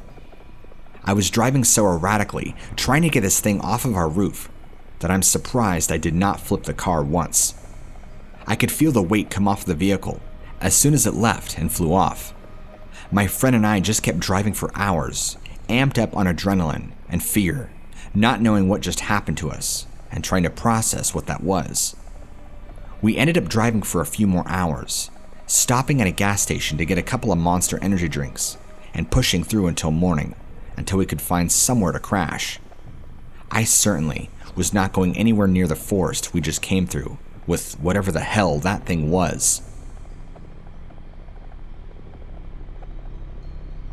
I don't know whether this story will be scary to anybody reading this or not, but those I've told it to think it is interesting enough for them to repeat this story to others. I am a 17-year-old male, currently living in Hawaii. Lucky me. But as a child, I was raised in a Christian home in a rural part of Nevada. For as long as I can remember, I have had a fascination for the unexplained and paranormal. Unlike my Christian family, I do not believe in anything that I cannot see myself. Thus, up until recently, I only thought of the supernatural as a very ancient superstition, nothing to be afraid of or be concerned about. But, like anyone else, I like a good ghost story. Some of the horrific stories that my friends would tell me would keep me up at night. Not in fear, but in curiosity. I would always wonder what the meaning behind the phantom's actions would be, or even if there would be any reason behind it at all. If a shadowy figure stood across from you down the hall, what would he be trying to accomplish? Scare you and feed off of your fear? Call out to you to help it pass over? Or is it doing it for no reason at all? This is what I was interested in, not so much of the terror aspect of it. On my free time, I would usually, and still do, watch YouTube videos about the paranormal, namely by Darkness Prevails. My parents, being Christian, were greatly concerned about this interest and afraid that I would invite something into our house or lives. I didn't believe that. Thus, I continued my routine. About 4 years ago, when I still lived in my Nevada home, my 10-year-old sister, who we'll call Sarah for the sake of the story, was scared and asked if she could sleep in my bed with me. This was nothing out of the usual. Sarah was still afraid of the dark, and she believed that if she slept with me, nothing would happen, or if something did happen, she'd feel less crazy because I'd be there to witness it. Like the older brother I am, I allowed her to sleep with me. Sometime later, we got into an argument about something that I don't remember. I ended up feeling guilty and apologized about the fight. But Sarah decided to sleep in her room to spite me. I saw her leave, and the way my bed was positioned, I couldn't see her after she had stepped out of my room. 10 seconds after she left, she sprinted back to my room, looking pale as a ghost, leapt onto my bed, hid herself under my sheets, and latched onto me with a grip I had never felt before. She began crying, but it wasn't her normal cry. It sounded like there was a force behind her cry, as if she wanted to cry as loud and as long as she could, but couldn't get out of fear of being heard by someone or something. And her breathing, it was rapid, shallow, irregular, as if she was suffocating or drowning and reaching for air. I asked her what was wrong, but she never answered. I thought somebody was in the house, so I wanted to get up and check. I moved only an inch before she held me even tighter and cried, "Don't go. Please don't do it." I laid back down and tried to explain, but she talked over me and repeated this about 10 more times before I assured her that I'll stay here until she calms down. After about 15 minutes, Sarah was calm enough to talk, but now she was shaking. I asked if she felt alright to explain what had happened. Through tears, she explained the horror to me. When she had stepped out of my room, she saw someone standing in the room directly in front of her. The room was my older brother's, who had moved out 7 years prior. Sarah and I had always seen things inside that room through the corner of our eyes, whether it be day or night, but when we looked through, nothing would be there. The figure looked like my father, and it stood just enough inside the doorway for her to see its figure. It even appeared to have his exact clothes on. Its body was facing her. Its head was facing 90 degrees to her left, away from her.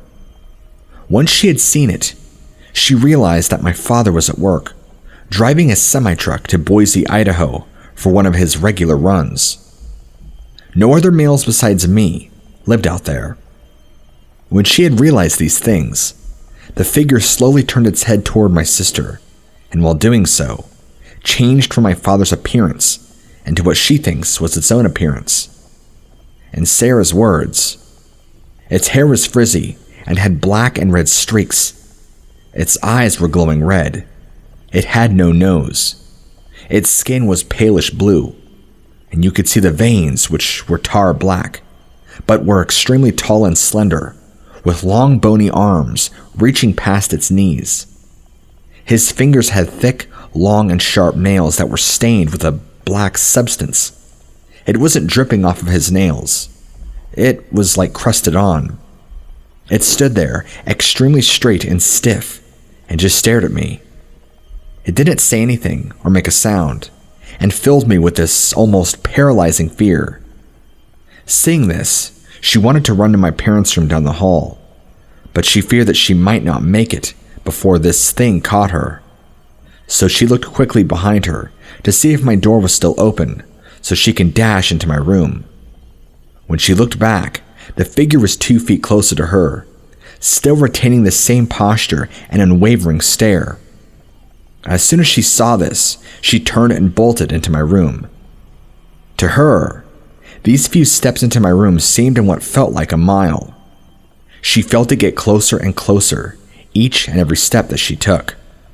But right as she stepped foot in my room, she felt it stop, but she never looked back to check. Then she launched herself onto my bed and hid herself, latching onto me. Once she had finished, I wanted to believe that this was true and see for myself, but somehow I knew that it wouldn't be there now. I thought about telling our parents about this, but who would believe it? I knew they wouldn't. No parent ever does or wants to when this sort of thing happens. You just had a nightmare, they'd say, or it was just your imagination.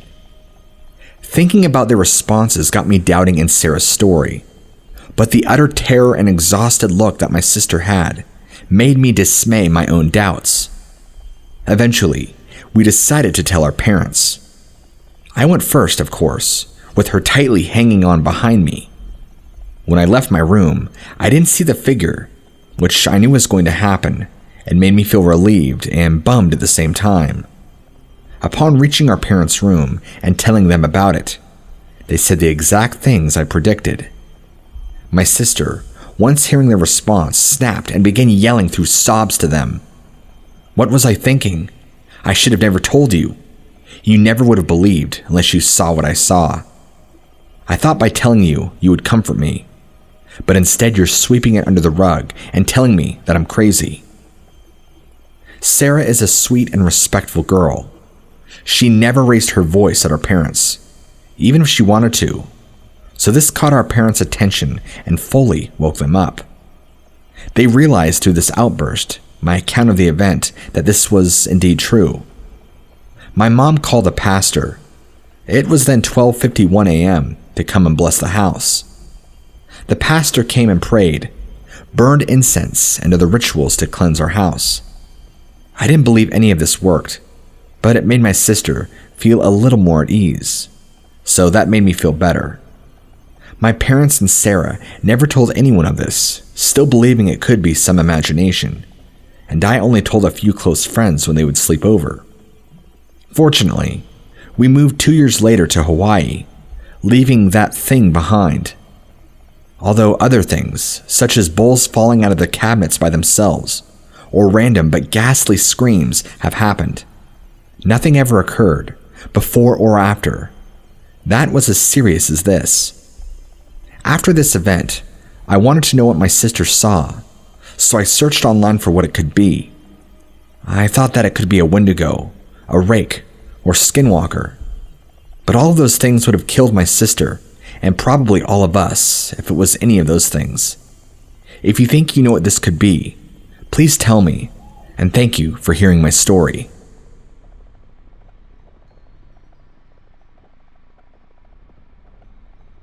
What you're about to hear is not a Dear Mr. X letter, to which I'm sure you've grown accustomed. This came from a conversation that I had, which quickly turned into a live interview with a friend of mine who lived in my neighborhood until very recently. His name was Gabriel. So today, I thought I would try telling you this story rather than reading it from the perspective of the person who lived it. Let me know if you enjoy this style, and I'll do it this way every so often. If you don't like it at all, don't be shy, just let me know. So, anyway, one evening, he and I were talking when the topic of discussion meandered into the territory of the strange, a thing that is quite common when I talk to people.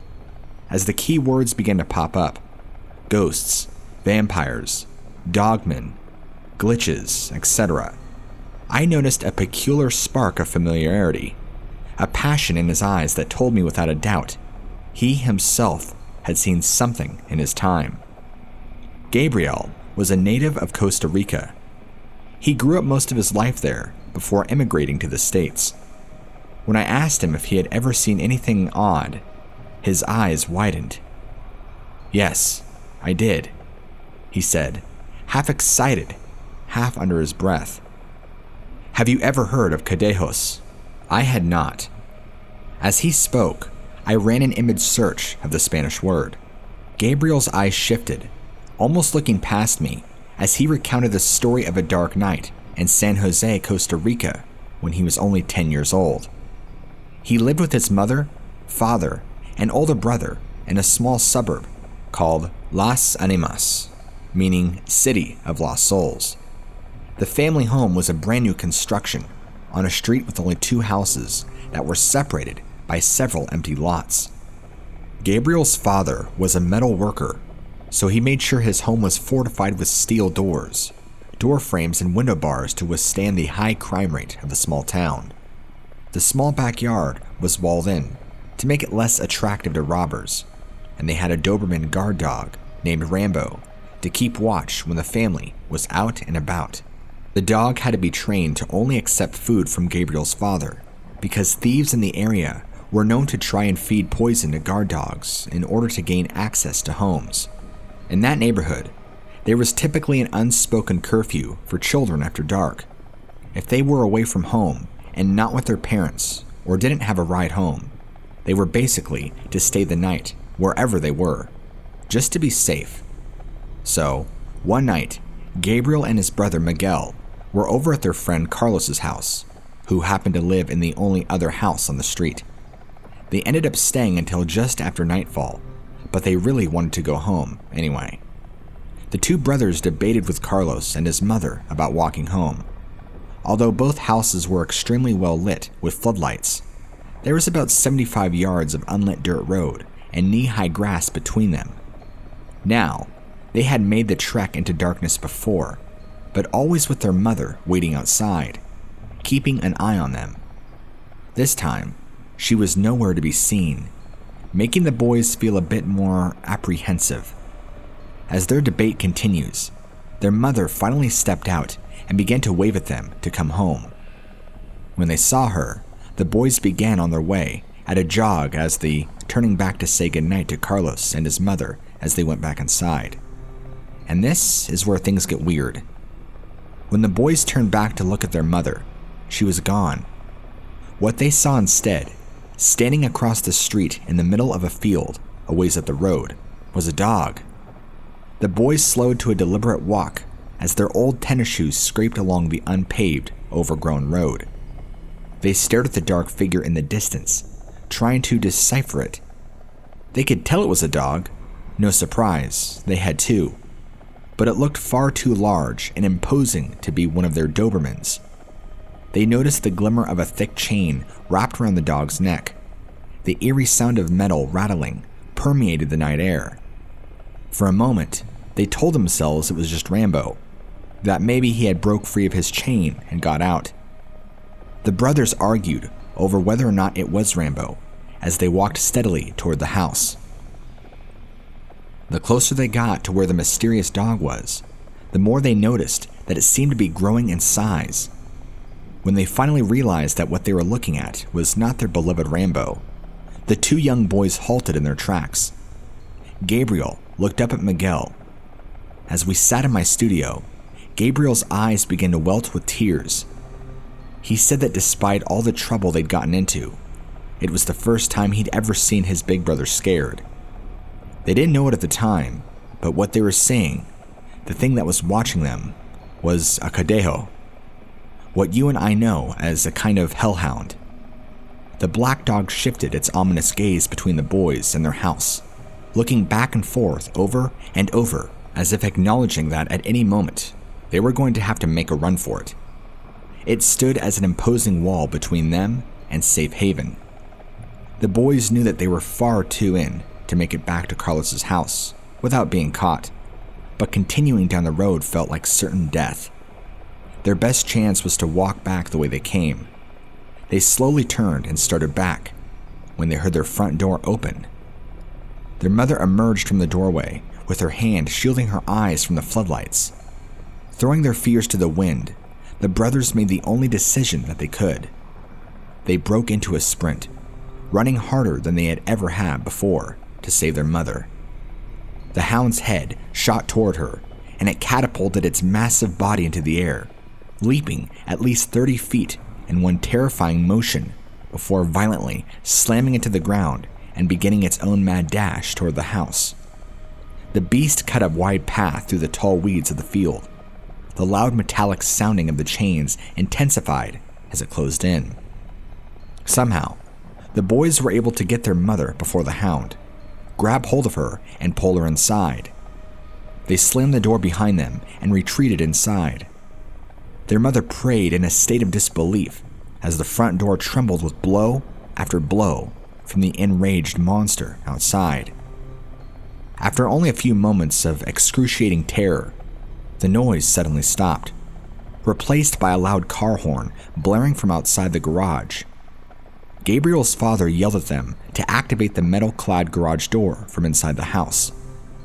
Miguel hit the switch, opening the door, and was promptly scolded by his father for letting the dog outside. Gabriel and Miguel opened the front door and looked around, finding no signs of the beast. As they continued to investigate, they found poor Rambo cowering in fear, hiding in a small crawl space under the stoop of their porch.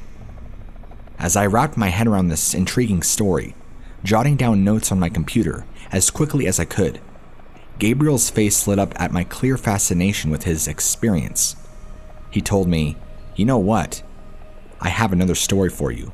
Have you ever heard of the La Llorona?" I told him I did, but that's a story for another time. To this day, I am not quite sure if I exactly saw something or not, but I certainly cannot explain the phenomena. Last year, I was with my brothers on our way to Las Vegas for a 1-week vacation where we planned on binge drinking, some gambling, and debauchery. We were driving there, and if anybody has ever driven through Nevada or any of the southwestern United States, you would know that it is a vast wasteland of desert and nothingness. It's important for me to mention this first, because mistaking something being there and not being there, it's pretty hard to do when your backdrop is a stale, plain desert. Because I was in the back driver's seat, I couldn't tell you what highway we were on, or what even road we were going down, and quite frankly, I don't really care, because that doesn't matter in the story. I believe at this point, though, we were probably a couple of hours outside of Vegas, and we were on a long stretch of road, as is much of the state. To my left was kind of a rocky outcropping. Not quite a big mountain or cliff, but just a lot of rocky-like hills. I might be terrible at describing the landscape, but if you need a visual, just simply Google Maps a random highway in Nevada so you kind of understand what I'm talking about. The landscape really doesn't change much. Anyway, I'm looking out, and I see what looks to be a large black shape sitting on a boulder far away from the road. My first impression was that it was some large gargoyle or something. I remember thinking how weird it was, because I was like, who in their right mind would place a gargoyle out here? I thought they belonged on Gothic-style buildings and things of that nature in downtown government buildings and cities. It was pretty large too. Even from far away, I could tell the boulder in itself was larger than the car, but I just assumed it was a statue of some sort. It wasn't moving at all and appeared to be perfectly still. I even nudged my brother to the right of me and said, "Look, I didn't know they had a gargoyle out here." His reaction was just kind of like, "Huh, maybe the natives out here built it for protection." Our conversation probably lasted a whole 2 minutes, and then we continued on with life and the drive to Vegas. The same area that we were driving by had a section of specific houses in a tiny row, maybe like 3 or 4, and a notable, broken down old blue Ford pickup in front. Not far away was the boulder in question, with the gargoyle statue on top of it, or what I believed to be. We continued our trip to Vegas and did our week-long vacation. We drove back from Vegas on that exact same road, and I just also happened to be on the passenger seat, back seat this time. Looking at the same direction on the way home, we came across this exact stretch of road, and without me even thinking, I just happened to be looking out in the same area. I knew it was it because my mind immediately recognized that old beat-up Ford pickup truck, the blue one that I had just mentioned, that I saw a week prior. Then I saw the few houses that were in the same line and row, and realized this is the exact spot we passed. However, when I glanced over at the large boulder, the gargoyle-looking statue was gone. My stomach immediately knotted up. It was just too strange for me. I want to clarify with you that at the distance we were at, this statue, assuming that's what it was, would be far too large for it to be just randomly taken down and away. I mean, it is possible, but why would there be a large gargoyle statue sitting on top of a boulder in the middle of the desert by a few old houses? It is very possible that this is exactly what it was, but if my memory serves me correct, gargoyle statues are much more gray since they are made of stone. This was shaped like a gargoyle statue, or what my mind would depict as one, based on statues on Gothic buildings, but it was very dark in color, and not like gray, like stone. Its color was vastly different from the brown and tan rock it was perched on top of. Even though it was perfectly still, looking out in our direction, I never once would have thought it to be real or even move. And no, I never once saw eye shine or eye glow or anything weird like that. Just a big dark shape. Its wings were even folded up, just like in traditional gargoyle fashion. I did not say anything to anybody in the car when I saw that it wasn't there, but I will give you more of a size comparison. Even though we were a distance away, the boulder was clearly larger than the Ford pickup truck that I could see. And when we drove by the first time, this statue, or whatever it was that it was perched on top of that boulder, was also larger than the boulder, meaning that the statue was huge, maybe 20 to 30 feet in height. Listen, I'm not trying to exaggerate details here. I'm trying to give you as accurate information as I can recall. I don't really think much of it because even though it was weird and it did creep me out, life just went on and I never thought to tell anybody about it. After listening to your channel, I thought maybe I should chime in with my own weird experiences. After all, I've heard many instances of things going bump in the desert, whether it be creatures or things that fly.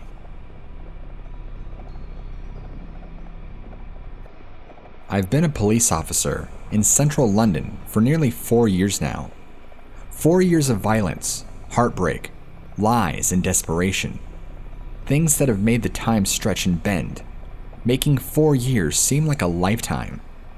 I can barely remember what kind of person I was before I joined the police. Some happy-go-lucky 20-something who just wanted to make a positive difference in their community. Now, I consider it a win if I go just one day without having to wash somebody else's blood off of my uniform.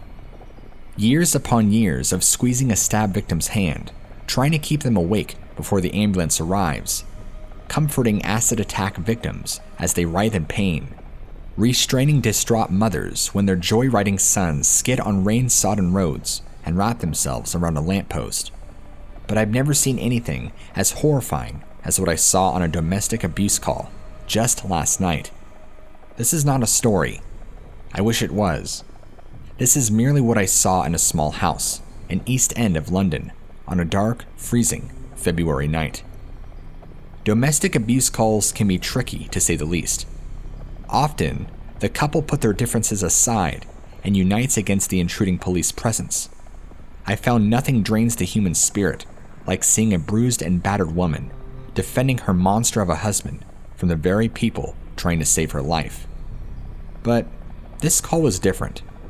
Horribly different. We were warned that a young woman was being subjected to female genital mutilation. This was the first time I had ever attended such a call.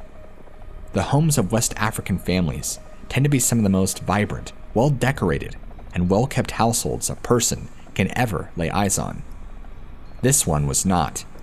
It was dark, dingy, the walls covered in strange pictograms and symbols. Animal tails had been nailed to the kitchen wall, seemingly stuffed and preserved to keep them from decomposition. Another corner of the kitchen was decorated with the skulls of what I imagined to be the owners of the severed tails. I was numb with apathy when it occurred to me that some of the missing cat flyers posted on community notice boards would need to be taken down. Once the mother and father were arrested and the child victim taken into care, the search teams began to produce some of the most unsettling things I've seen during my time in the police. The first was a pair of cow tongues, tied up with yarn and frozen so they formed a solid pass of intertwined flesh. In the center was a nail, hammered through both of them while they were still warm and soft. The search team then began emptying the home's refrigerator, producing a series of small, spherical objects wrapped in tinfoil. They were limes, sliced in half, concealing a number of small scribbled notes. An accompanying social worker, assigned to the family by the local council, emerged from the bathroom, her face ghostly pale. She held a small glass jar, containing a picture of none other than herself. It had been doused with what she appeared to be ashes. One of the search team was a man of Nigerian descent, naturalized British, but with knowledge of a certain shadier West African practice. With a sigh and a sad look in his eyes, he told us what we had found was witchcraft, the practice of ancestor worship that believes the spirits of the dead live side by side with the world of the living. Each family of spirits having its own female priesthood, sometimes hereditary, when it's from mother to blood daughter. We had apparently interrupted the process by which the matriarch of the family was passing on her knowledge to the young daughter. The tongues that were bound and nailed together were a defense against liars, purported to still their lying tongues. The limes containing incantations were a defense against evil spirits. The fruit thought to have a purging influence on the spirits of the dead. But the glass jar containing the photo and the ashes was something altogether more disturbing. The picture was evidently taken at a distance, the subject unaware that their image was being captured. The eyes had been scratched out, a single tiny cut placed across the figure's throat. It was a representation of a grave, supposed to will the death of the person inside of it. I couldn't understand why the social worker was so terrified, why she would be nearly brought to tears by what we all considered the unhealthy delusions of abusive parents. Nothing has come of this supposed witchcraft, but the extent that people will go through for their ritualistic beliefs will forever stick with me. I used to practice black magic and occultism very heavily. I was even training to be a master warlock, casting demonic spells on people, curses, and casting spirits onto individuals, the whole shebang. I would spend more time worshiping Satan and fine-tuning the harnessing of demonic energy than most American Christians do praying to God. My roots with Satanism and black magic ran deep, learning when I was just a child because of such an abusive upbringing. This also in part led to a severe heroin addiction, which would later kill me. I was so angry and bitter at everybody and everything around me. It wasn't until I was after 18 that I got involved with summoning demons and physical manifestations of darkness. One of these manifestations is what you talk about in your episodes of Dogman. These are demonic creatures, summoned and maintained by other controllers of darkness. Much of the demonic realm is allowed to take physical manifestation and shape when people of darkness are able to do correct rituals to allow them to breathe into this realm. This is why their characteristics are all hellbent on terrifying and hurting those they go after. Don't be fooled. It is very often that these things are assigned to specific individuals for a multitude of reasons. Many agnostics and atheists increasingly undermine the power of the demonic realm and what it is capable of to a non-believer. Luckily, I no longer serve the Lord of Darkness. See, when I served Satan, I was under the impression that when I died, I would go to hell and take part in reigning in his hellish kingdom. But after overdosing on heroin, I was taken to hell, and I came face to face with the very same beings I was summoning and casting out onto people. I became the tormented and suffered great agony before Jesus saved me and gave me a second chance. This is no joke. One of my common practices was astral projection, the art of your spirit leaving your body, and I was getting good at it, so I knew for a fact when I was outside of my body. My spirit left my body, and I entered into the dominion of hell, ready to hold Satan up to his promise of allowing me to reign over part of his kingdom, when he laughed at me and told me he deceived me just to get me here so I could be tormented forever. It was then that I was locked into my own hellish cell, where I was tormented and tortured by the same demons I summoned and manifested against others. At the time, I hated God and anything to do with God.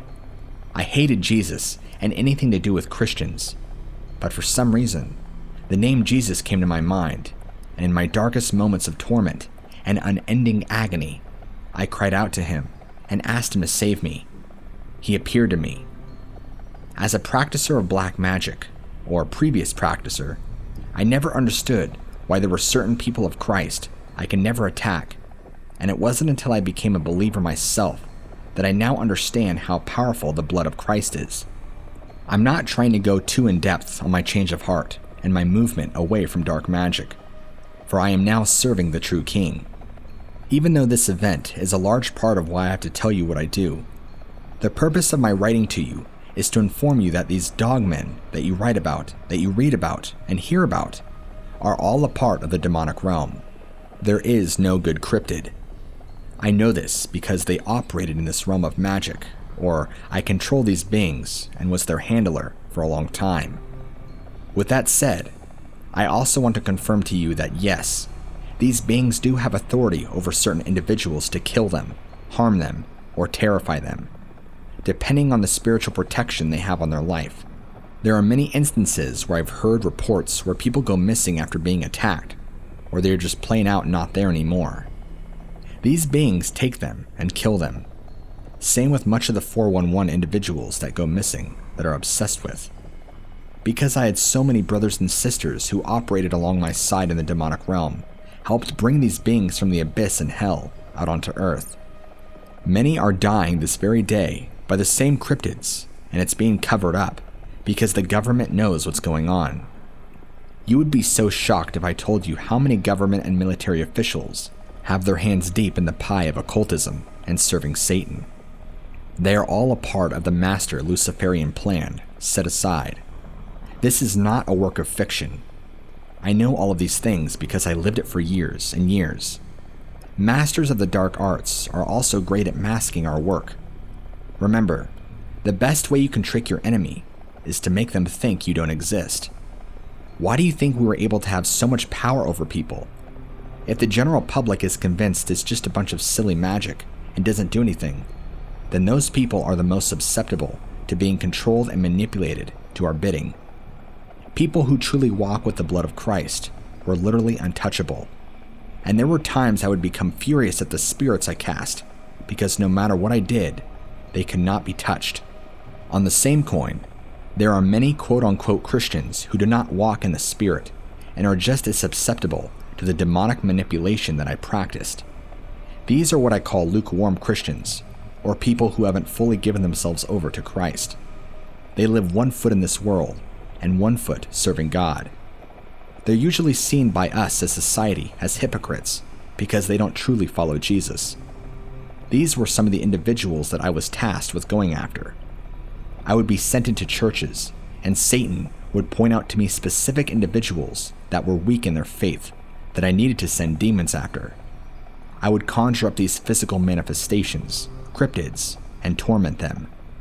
When I say demons, many would interpret that as cryptids because that is a lot of what these demons would take physical form as.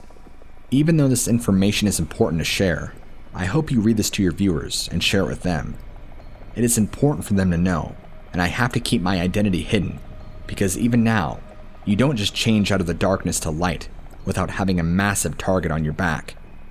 Many of my previous colleagues are still out on the hunt to kill me for turning to Christ. But if I can inform the many, then that's what's most important. So if you can take away anything from what I've told you, is that beware of cryptids and things like Dogman. They are demons and works of Satan and his minions. They are evil manifestations, and there is no such thing as them doing any good. If you truly do have the blood of Christ, then there is nothing they can do, nor any power they can put over you. If you get involved in the wrong things, the wrong crowd, the wrong walks of life, these beings will set out to come after you and reveal themselves to you, to terrify you, torment you. And once they reveal themselves to you, you are spiritually marked for more attacks. This is why many claim to see one, and then continue to have reoccurring sightings. There is a reason. I hope this has been informative for you. I can share with you much more, but I'll stop for now, so this doesn't turn into a mini novella. If you do decide to read this to your viewers, they need to understand that this is real, and these things are very powerful. If they are not believers in God or the demonic realm, they need to understand that there is power in Jesus, and that is the only thing that's going to save them. Take care.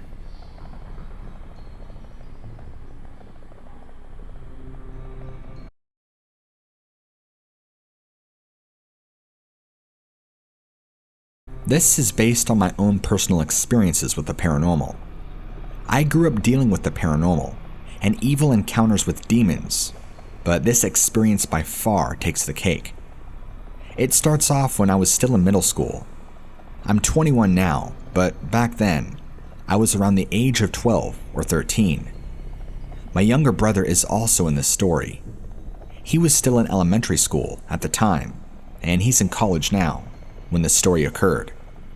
So, now let me take you back to the day that it happened. It was a normal school day, and me and my younger brother rode the same bus to and from school. Everything was fine up until we got inside our apartment home where me, my siblings, and my mom were living. In this particular moment we had arrived home, it was only us there. Nobody else was home yet from school or work. We headed straight to our rooms like we usually did to set our things down and relax in our rooms. At some point, my younger brother wanted to play games with me, but I got angry with him and mad over something I can't really remember. After fighting, we both went our separate ways in our own rooms. I do remember particularly that I put in a movie called The Blind Side to watch on my TV setup in my room. After a few minutes into the movie, my younger brother comes into my room, pale as a sheet, and says, "I just saw a dog in the bathroom." I looked at him as he was out of breath, and his eyes were wide with fear. I knew in that moment he wasn't kidding around. Otherwise, he would have been laughing by then. I immediately pulled him into my room and locked the bedroom door shut. He hid in under my bed, under the covers, while I reached under my bed for a shoe case that I kept 2 Bibles in. I gave him my newer one, while I held the one that was old and falling apart. For whatever reason, as to why I grabbed them is beyond me. I had no idea why I needed them, but something within me just thought to grab them. While I did so, I joined my brother under the covers, and we hid for what felt like almost forever, until suddenly the locked door slammed open.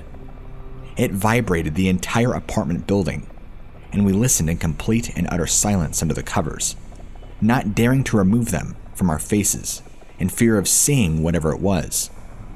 During this time, I remember speaking to God in my mind and telling him to take over the situation we were in. I know it sounds dumb, but I didn't know what else to do in that moment. It felt like hours went by before I became brave enough to slowly lift the covers off my face.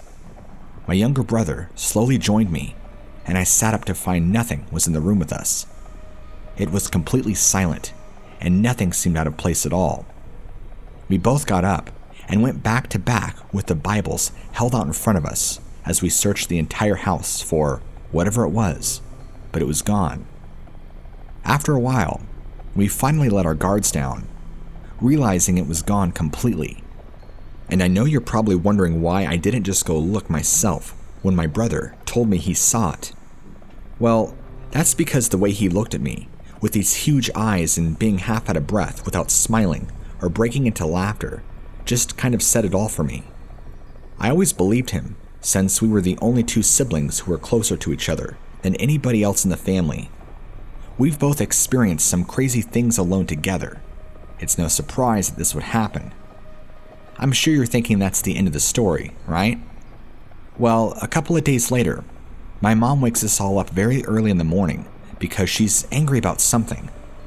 Mind you, we all have no idea why she's angry. And by all, I mean me, my younger brother, and my two oldest half-siblings.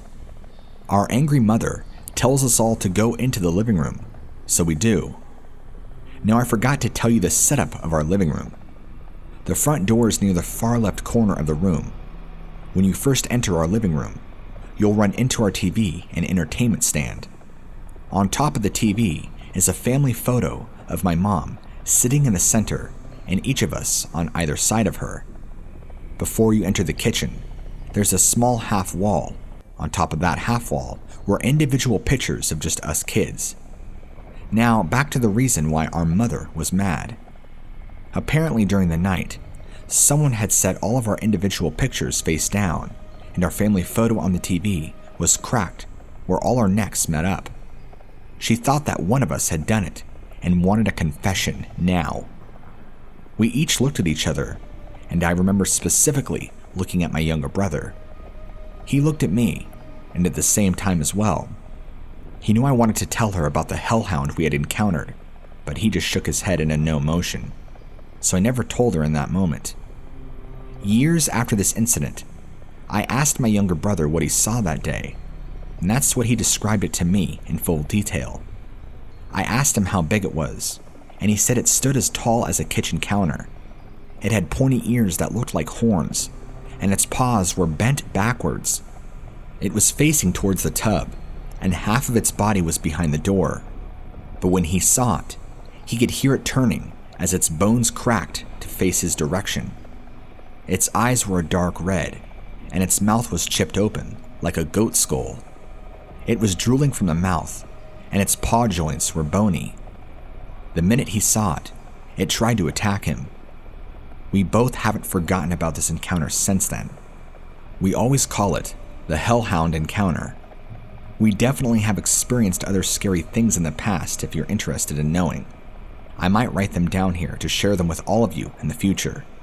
Thanks for listening.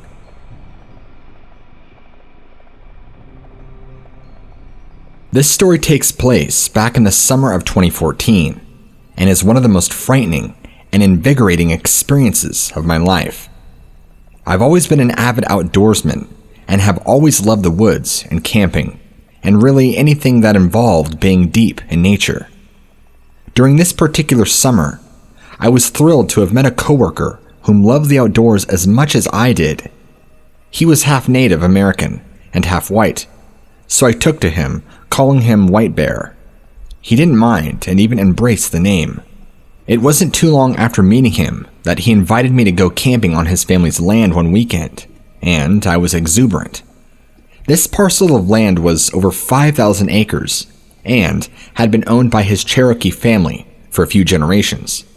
It had a couple of square miles of nothing but woods and swamp that teemed with game, such as wild boar, black bear, and white-tailed deer. I met up with him at his house, and before departing for the woods, we took an inventory of what we had. His 12 gauge, my Welsh longbow, a few hatchets and a Bowie knife, along with a tent and some food and water. We had plans to track and maybe hunt some game early the following morning. When we arrived at his family's land, we parked my car and hiked a mile or two into the woods. It was beautiful and lush. The forest was loud with birds and smaller animals chirping and whatnot. Eventually, we found what seemed to be the perfect spot for setting up a campsite. White Bear set up with his shotgun to see if he could bag a squirrel or something for our dinner, while I dug a fire pit. A few minutes after digging into the ground with my knife, I stopped a minute to catch my breath and wipe the sweat off my face when I noticed the forest had gone silent. Having been an experienced woodsman, I knew that when birds stop singing, it's a usual sign that there is a predator nearby. Without hesitation, I grabbed my longbow and put my Bowie knife in its sheath on my hip. I waited as quietly as possible and surveyed my surroundings meticulously. The sun was going down at this point, and White Bear had been gone a while, and I thought it best to go looking for him.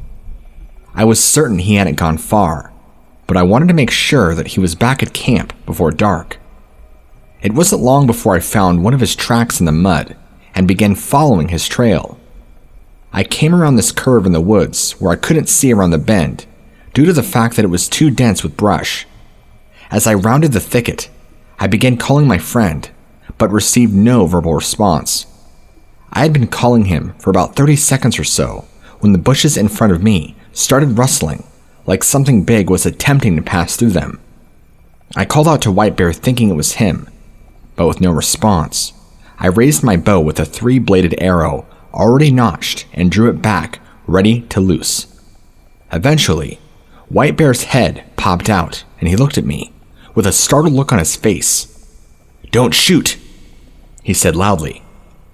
I was relieved that it was him and asked him why he didn't respond to me. He said there were deer signs in the area and he didn't want to scare them away.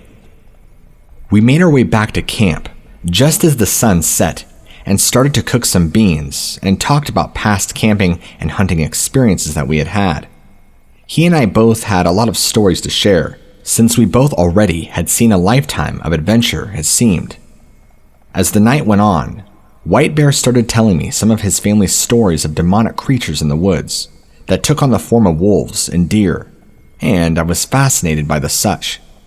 I had never heard of the Wendigo or any cryptid really besides Bigfoot. After a while, my eyes grew heavy and I decided it was time for bed. White Bear, however, insisted on staying up and keeping watch. I remember thinking he was a bit paranoid, but still did not mind the notion of it, and even said I would take a turn on watch in a few hours. I fell asleep with the peaceful sound of crickets and various birds and other insects playing a symphony all around the woods. It was around 3 a.m. that I awoke to White Bear shaking me. Dazed and feeling like I just awoke from a coma, I was having a hard time realizing what he was trying to tell me. In a whisper tone, he said something I'll never forget in verbatim. "Dude, something is pissed off." I attempted to comprehend what he was saying, but was still out of it. I finally woke up fully when I heard a sniffling noise just outside of our tent. Whatever it was sniffing the air around the ground, one after the other repeatedly. From its snorts, I could tell it was something big. At the very least, it was the size of a black bear. Just 10 seconds after I was awoken, it started going ballistic. It stomped loudly like an agitated horse as it trumped around camp, now snorting loudly. Its snorts were wet, like that of an animal that had a cold. We sat there listening to it as it circled our tent until it stopped just 4 feet beside the back of our tent. The animal seemed to stand still. White Bear and I looked at each other with the same look to get ready because we thought about it and it was about to charge us. White Bear pumped a round into his shotgun and I grabbed my Bowie knife and we sat there waiting for what felt like a cursed hour. I was pumped with adrenaline and excitement, but also a deep sense of dread, like this would be the last fight of my life. After about a minute of silence, I made the choice to yell out, and I mustered every bit of bravado I had in me, and it was barbarian-like. White Bear joined in, and we carried on the yells and shouts for a few seconds, and then stopped. We heard the animal turn away and start running through the thicket, screeching at the top of its lungs. What made this eerie is that it sounded like nothing we had ever heard. I still remember it very distinctly to this day. It sounded bird-like, but also very guttural, like what you'd hear from a bear. During that moment, my brain was thinking I was listening to a raptor from Jurassic Park. That's honestly the best way I can describe it. We were both frozen in terror as we listened to it crash through the woods as it screeched into the night. It took us a few minutes to compose ourselves, but once we did, we grabbed our weapons and a flashlight and looked around camp. Nothing was out of place, and we really couldn't see much of our surroundings due to the forest being so thick that the moonlight wasn't any help. We crawled back into our tent and sat up talking about what had just happened. Again, we were both experienced woodsmen, and White Bear was a seasoned hunter, and he said he had never heard anything like that, like what we had just did. We pondered the possibility of it being a large wild boar, and that was certainly possible, but that wouldn't explain the screeches that it made. Not to mention, wild boar in this area are very timid and avoid humans like a forest fire. There was also the fact of how it sniffed the ground, and then the air. That behavior is very bear-like, but black bears don't stomp like that. Its movement was more akin to a horse. I also mentioned how the animal crashed through the woods as it fled, with as little grace as possible. It sounded far too large to be a deer, and the deer are very shy of humans here, because this land gets hunted on all year round. We did manage to fall back asleep after a while, and awoke just as the sun was rising. With the morning sun highlighting our campsite, we looked around the area for tracks. We found everything from deer tracks to raccoon prints, and our campsite looked like it had been ransacked. Our food bag had been tied up 12 feet in a small pine tree the night before, but was now on the ground and scattered. The mud and dirt around us had all been disturbed, but we can find no other tracks. After breakfast that morning, White Bear and I went on a morning hunt before leaving that was uneventful. Fast forward to a month later, and I was over at White Bear's house, preparing for an afternoon of shooting on his land. He was really eager to show me a picture on his computer that his uncle's game camera had taken just a few days prior. He opened the image, and I could see it had been taken during the day. At first glance, it looked like a brown smudge of mud on the camera lens that was taking up about 60% of the picture. He pointed out to me that was looking at was brown fur. He explained a few details of the camera's location, and a slight chill went up my spine. The game camera was at least 5 feet up this tree, which meant that the animal that the fur belonged to was very big. To think we were in the woods with something of that size was eerie. Thinking back on it now, I remember the stark silence on the woods, as if there was a large predator around when White Bear woke me up. To this day, I'm not certain of what we encountered. It could very likely been a bear, or a deer, or a wild boar, or it could have been something else. I still will never forget the shrieks and the screeches that it let out, nor the sound of it sniffing the air. This was perhaps my most memorable camping trip. Since then, if I go to that area of the woods, I've got my trusted 30-30 level action rifle with me. I've seen my fair share of weird things in my life, but what my wife and I saw this day makes me question the reality that we live in. We were in Northern California at the time, on our way to go see the redwoods. We vacation around the U.S. often, and so this was our first time driving through California.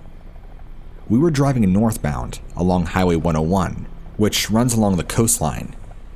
If you're driving north on your left-hand side, aka west, you could look out and see the beach and the ocean.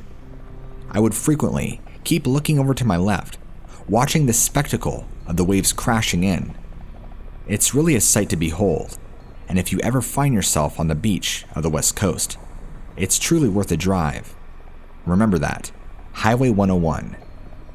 I can remember it like it was yesterday. Sunny clear skies and a beautiful afternoon. Then I noticed something that didn't quite fit the scenery that I was looking at. I saw this black shape up here over the water. At first, I thought it was the shape of a seagull, since there are tons of coastal aquatic birds around the area. But I noticed this shape didn't quite fit that of a typical bird, and it was beyond much larger than what I would expect. Whatever it was that was flying in the air, I have zero perception of how high it was above the water. It was flying at an angle though, heading north, but northeast, so it was slowly coming in our direction while still aiming north, meaning that eventually this thing would fly directly overhead if it kept on its path, and we would intersect. If it continued to fly and slowly got closer and closer when I pointed to my wife and said, "What kind of bird is that?" She looked over and was just as clueless as I. I feel terrible for admitting that I should have spent more of my time looking at the road than I did this thing, but it was such an anomaly to me that I couldn't quite help it. A couple of minutes of watching this thing, it got closer and closer to where we could make out more distinctive features, like that it had large wings that was shaped like a person. There was no coloring or any sort of light emanating from this animal, or what I would assume to be an animal. It was just pitch black. The closer it got, the larger it became, and we soon realized that it was much larger than any bird we know of. Of course, there was other traffic on the road, so I'm sure we were not the only ones to witness this that same day. It was in plain view for anybody and everybody to see. Nothing was obstructing our view. At one point or another, it just vanished, and we never saw it again. We're not sure where it went, or if it descended, or if it shot off in a different direction without us noticing. With me driving, I couldn't keep my eyes on it 100% of the time, so I would just keep quickly glancing over at it. And between the last glance, it was gone. It sparked hours worth of conversation between my wife and I on what it could have been. Later on, pulling on our laptop, we tried to look at anything that would remotely resemble what we saw, and that's for the first time when we saw a picture, or should I say silhouette, of the Mothman. I don't know anything about this supposed Mothman, but I do know that the silhouette of this thing, a big husky-looking black shape with large wings, is almost identical to what we saw. Even with the sun shining and the broad daylight, there were still no features, only discernible darkness. But the shape is exactly what I saw and remember it being. I don't know if there's any correlation, but my wife stumbled upon it and showed me and said that it is an interesting match. My wife and I have pretty firm beliefs and roots in science, being agnostics and all, but I feel it's important for everybody to always try and keep an open mind if presented with new information that will change my beliefs. This has been one of those events in my life that makes me question what I know, because there is certainly no explanation for what we saw. We have not talked to anybody else about our experience.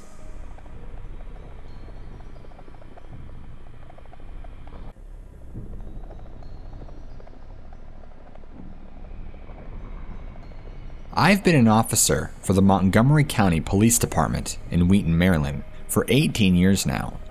It's essentially a suburb of DC, as we're only about 10 miles north of the Capitol building. Sure, it can get pretty crazy sometimes, but overall, it's a good place to be a cop. We get considerably less violent crimes than the neighboring College Park, and I'd consider us a community police force.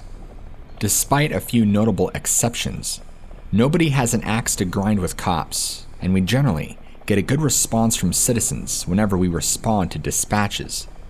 But even in a fairly quiet place like Wheaton, we still get some pretty insane police calls.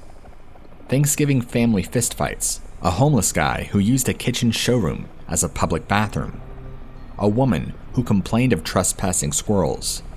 Yes, squirrels. Apparently, they didn't ask permission to raid the oak tree in her backyard. Yet, I think the most disturbing call I ever responded to occurred on a warm summer night back in 2015.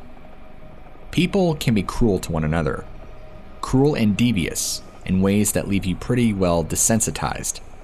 Sometimes, I know this might sound callous, but people sort of deserve it. I once arrested a woman who had stabbed her husband to death in his sleep. Turns out he'd been beating her and abusing her for years when she finally just snapped.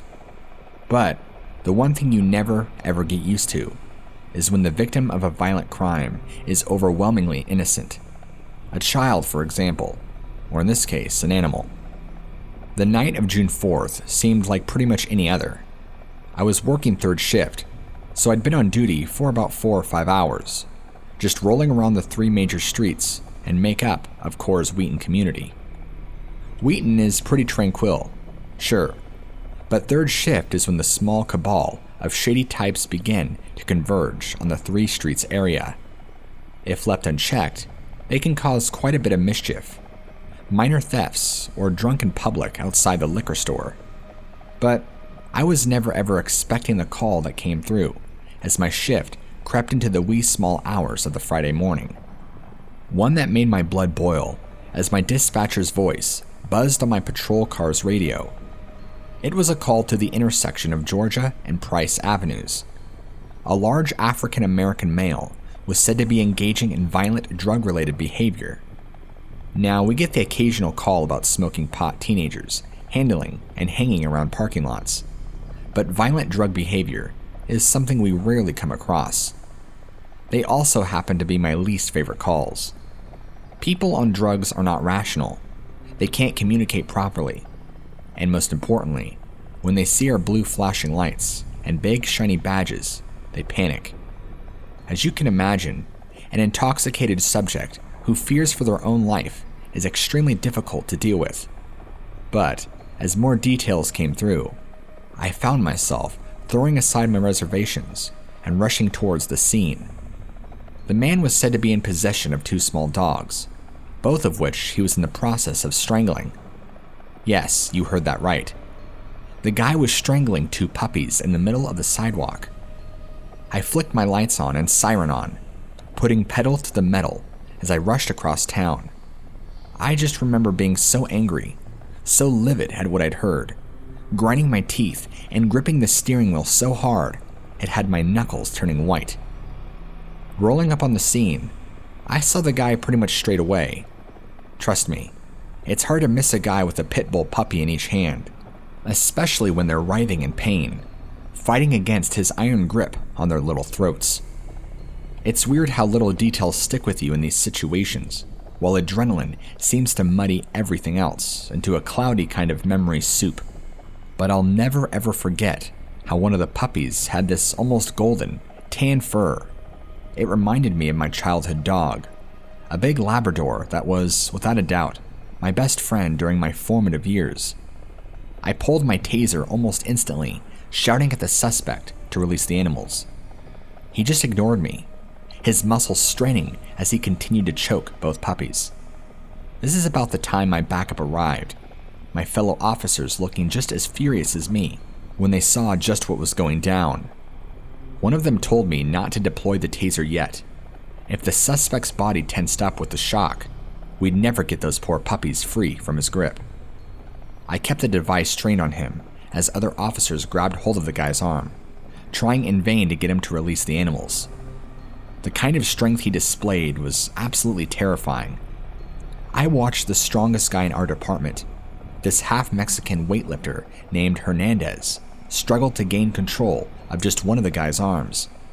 The guy with the puppies just tensed up, bringing the puppies closer to his body and clamping his arms down on their small furry bodies.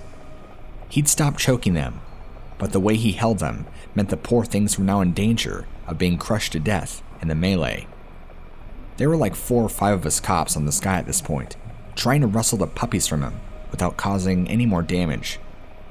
To my infinite relief, the drug-fueled maniac actually let go of one of the puppies, thanks to one of my fellow officers prying his huge fingers away from the thing's body. I watched a passerby pick up the seemingly lifeless body of the tan puppy. cradling the thing gently as he took it away from the scene. We were pretty much begging the guy to let go of the black puppy at this point. Any more, and there was no way it would survive such an ordeal. Its small juvenile body was being utterly crushed under the strength of this absolute whack job. I can remember thinking screw it, and deciding to deploy my taser. It did nothing. Absolutely nothing. To think that the charge that had other suspects on the ground, writhing in pain, hadn't provoked even the smallest of reaction from this guy. It's moments like this that really get you scared. The last thing I want to do is actually gun down a suspect for any reason. But when someone is so high they can resist a taser, you are just edging closer and closer to the point where somebody is going to have to kill this guy. Just the thought of it makes me feel nauseous as I type this out. Like I said, there were about 4 or 5 cops on this guy, but we still found it necessary to call for additional backup. Only when 2 more cops rolled up did we actually manage to gain control and wrestle the black pit bull pup from this maniac's grip before we got the cuffs on him and dragged the scumbag into a patrol car. The 2 puppies were immediately transferred to an emergency animal clinic located in nearby Rockville, where both dogs were in critical condition. The tan-furred puppy's lungs were severely damaged from the death grip of our drugged-up maniac had on it. They were filled with blood, causing him to vomit it up. His chances of survival were slim, but after the best care the center could provide, the outlook for the male puppy was much brighter, and he was expected to make a full recovery. The black female pit bull puppy was placed in poor condition, but she was expected to make a full recovery too. Both puppies had endured a horrific amount of trauma to their small infant bodies. James Edward Jones, a Wheaton resident, was sentenced to 6 months in prison for the shocking display of cruelty he displayed that night. In court, Jones explained that he was deeply sorry, and his defense was that he did not intentionally try to hurt the puppies that night. His attorney said he bought and smoked what he thought was just pot, but it turned out to be K2, a synthetic narcotic that has effects similar to angel dust, a street name for PCP. However, the presiding judge deemed that those reasons were strong enough to excuse the violent attack. He was sentenced to the maximum punishment under a plea deal, 6 months in jail and 5 years of probation. Now, just 2 years old, the puppies named Mia and Chance have received a rare second chance at a happy, healthy existence. My wife and I actually ended up adopting Chance, the tan puppy, and he now lives with us in our small family home. He's a good boy, an integral part of our family now, and I thank God every day that we've received such a blessing. I live on the Kentucky-Tennessee border. My house is in Tennessee, and our backyard is half fenced off and half wooded, and continues to a collapsed barbed wire fence that separates the states. I like to go exploring out there. During the summer, everything is in a shadow of green, and in the winter, the blanket of snow is incredibly peaceful. I assume the land belongs to a farmer, because there are crop fields not far off. After you pass the collapsed fence, I keep going another 10 or so, maybe 20 yards, until I hit a small clearing in the trees. I don't go too far out, because I don't want to risk getting shot by some crazy redneck. As an added defense against possible hunters, I always go out in my bright red jacket. I like to go out and explore the terrain. There are many sinkholes and fallen trees to explore. Sometimes I'll find bones and feathers that I use in my art.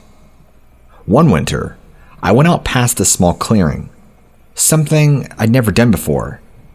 I was in unfamiliar territory. Thinking back, I don't know why I went out further. Curiosity, maybe. But after, I left the clearing and went into the thick woods. Again, I immediately felt uneasy. But I had chalked it up to being in a new place and the higher risk of getting caught trespassing. I decided to put in an earbud to calm my nerves. I had a playlist specifically made for wandering in the woods. After a few steps in, I noticed that the bright white snow was a light gray now. The trees, even with no leaves, were closer together than the ones near my house. So much so that they were making it darker than usual. And for some reason, I determined that turning up my volume would make me feel better. The exploration song from the Caroline movie was playing. Fitting, I know. When the song ended, there was a second of silence before the next song started. In that second, I heard a distant scream. Thinking I'd been found by the owner of the property, I pulled my headphones out. I looked around to try and spot the source of the noise, but everything was quiet, except for the slight buzz from the music out of the earbuds. I began to back up and turn to continue my exploration, but when I was completely around, I heard the scream again. But it wasn't distant this time. It was loud. It sounded like a mixture of a man and a beast, hollering in pain, right behind my head. I whipped my body around and leapt back, but there was no ground, and I fell into one of the deep gullies. I saw a dark blur as I fell, and then I blacked out. When I awoke, I was being dragged across the snow. The back of my head felt warm and wet. Everything was moving in and out of focus. I moved my gaze towards my feet. Someone dressed in all black was pulling me by my ankles. But something was off. It appeared to be wearing antlers, but they were unnaturally large. I let out a groan, and the black blur turned its head to me. It was wearing a deer skull for a mask. My head hurt too much to understand what this person was doing. All I knew was that somebody was dragging me somewhere, and that I was hurt, and I had to get away. That's when I started looking around, and noticed that something was off about this person's knees. They were bent back like an animal's, not like a human's. Things were becoming more focused now, and I could make out the vertebrae sticking out of its back. This thing was skinny with its hip bones protruding out, and small tufts of hair. I could tell it was tall. Taller than 6 feet. 7 maybe. Maybe even taller. When I regained all my senses, I only needed a second to make the connection. I had listened to plenty of scary stories to know what this creature was. Now, I'm not a screamer. Anything that makes normal people scream makes me laugh, for I'm just quiet. But I screamed. I screamed like a banshee on crack, which I think surprised the beast, because he dropped my leg and retreated, screaming itself. I never ran so fast in my life. The cold air was burning my lungs. I was looking at the sky. The sun was setting. I changed my course, knowing if I ran south, I'd eventually hit a road or houses, something away from these woods. I could hear it scream once more, and it made me run faster. When I got out of the woods, I had ended up in a soccer field behind an elementary school down the road from my house. I collapsed on the ground, trying to catch my breath. My heart stopped when I heard my phone ringing in my pocket. It was my mother, calling to make sure that I was okay. The dogs were barking like crazy because they heard the faint scream from the woods. My mom thought it might have been a wild cat. I broke down crying, telling her to please come get me. She tried to comfort me by saying it was just some crazy redneck serial killer, but part of her knew what I saw wasn't a nut job in the woods. I ended up getting 6 stitches in the back of my head from the fall. It's been 2 years since I've gone back to the woods, and we're finally moving.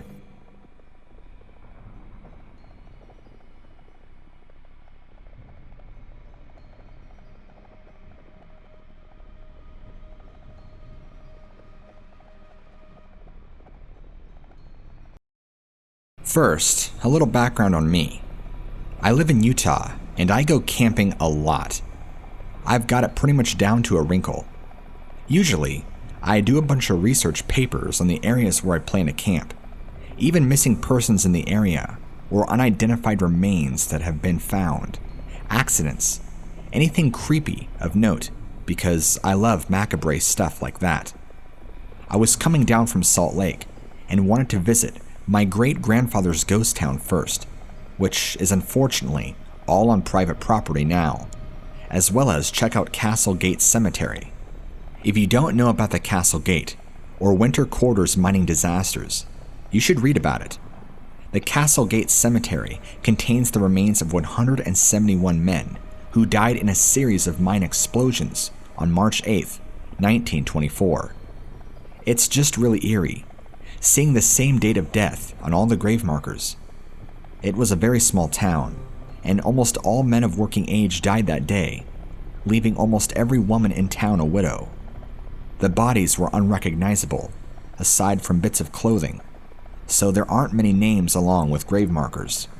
Just a white cross with March 8th, 1924 inscribed on them. Anyway, my story isn't about that. My final camping destination was near Vernal, so I had to take a scenic route to get there. I really enjoyed the drive, so I started talking about it more on many trips to the Vernal area. Recently, my fiance, who we will call Colby, and I noticed some pretty sweet-looking camping spots along the way. So, we decided to camp there last month. It was great, beautiful, and easy to access for my SUV. I prefer to camp as far away from people as possible, while still having my car nearby. So, this spot was ideal. I hadn't noticed any signs except that they were camping in the Ashley National Forest, which is weird because I always thought the Ashley Forest was closer to Flaming Gorge. It's just really big. Colby and I love camping, so we decided to take his 12-year-old son, who I will refer to as Kyle, with us for the Father's Day weekend. Kyle had never been camping before.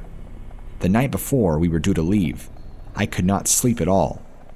I had an abnormally long anxiety attack, which was unabated by my anxiety medicine. I couldn't shake the feeling that something awful was going to happen to us if we went.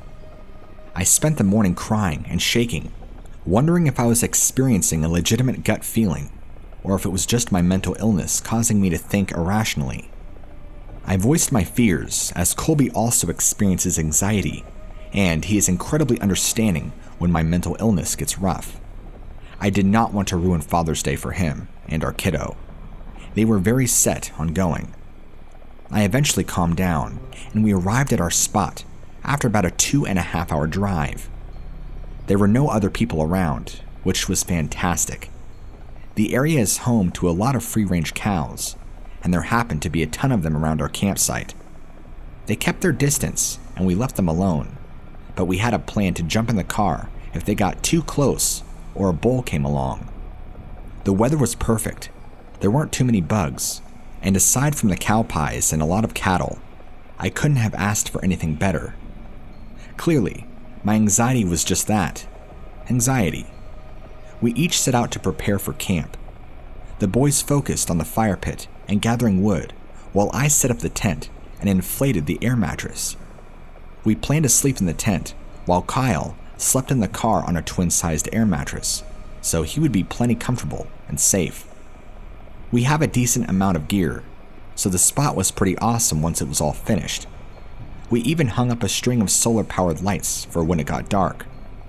Around this time, a very large bull came along, so we had a chance to implement our emergency plan of getting in the car, just in case.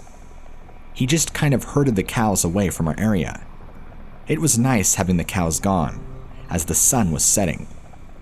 All we still needed to do was make dinner, so I started working on that, while Kyle hung out in the back of the car on his mattress, snuggling up with a blanket, as he had been saying he was tired and wanted to take a nap. Colby and I went out to gather more wood, and though we didn't mention it to each other at the time, we both felt very uncomfortable. We didn't want to go far from our campsite or split up. We just had this feeling of being watched, like something was lurking behind the many bushes around us. I attributed it to a stray cow or maybe some deer. We returned to the campsite less than 5 minutes later.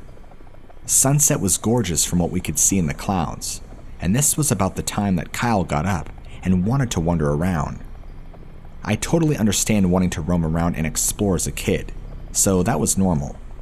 He started walking off in one direction, and his dad said, "Where are you going?" To which Kyle responded with, "Places."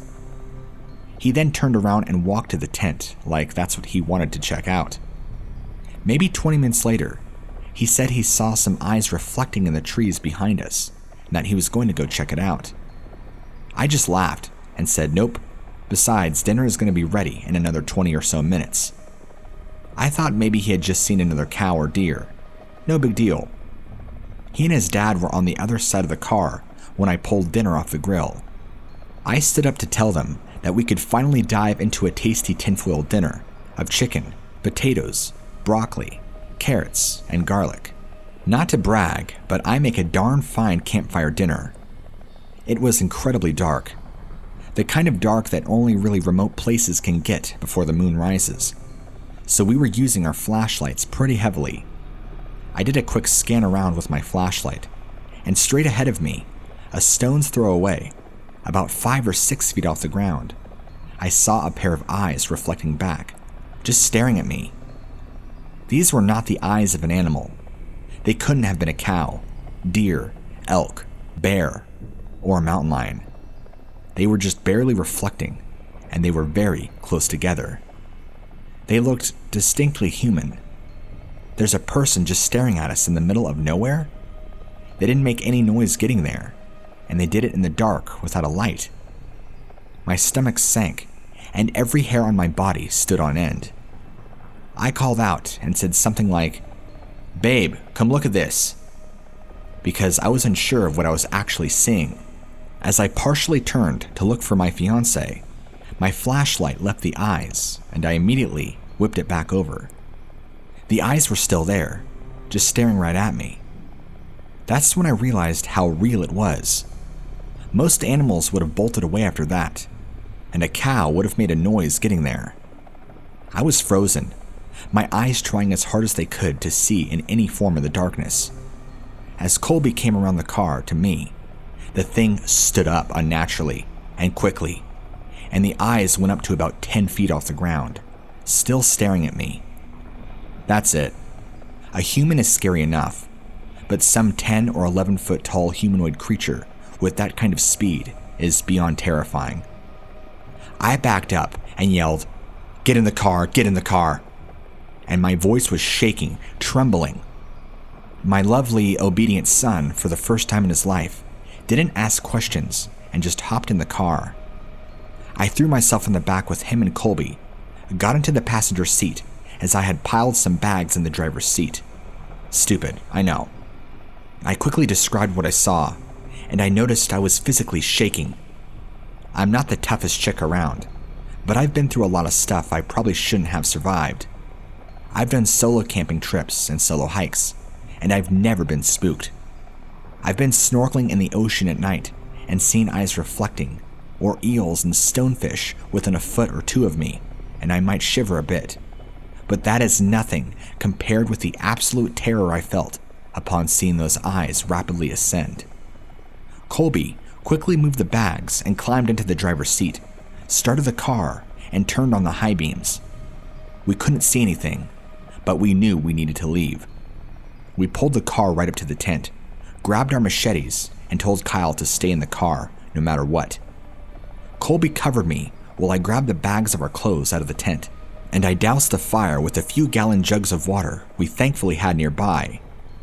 Needless to say, we flew out of there like a bat out of hell, leaving the tent, cooler, and dinner still steaming on the grill.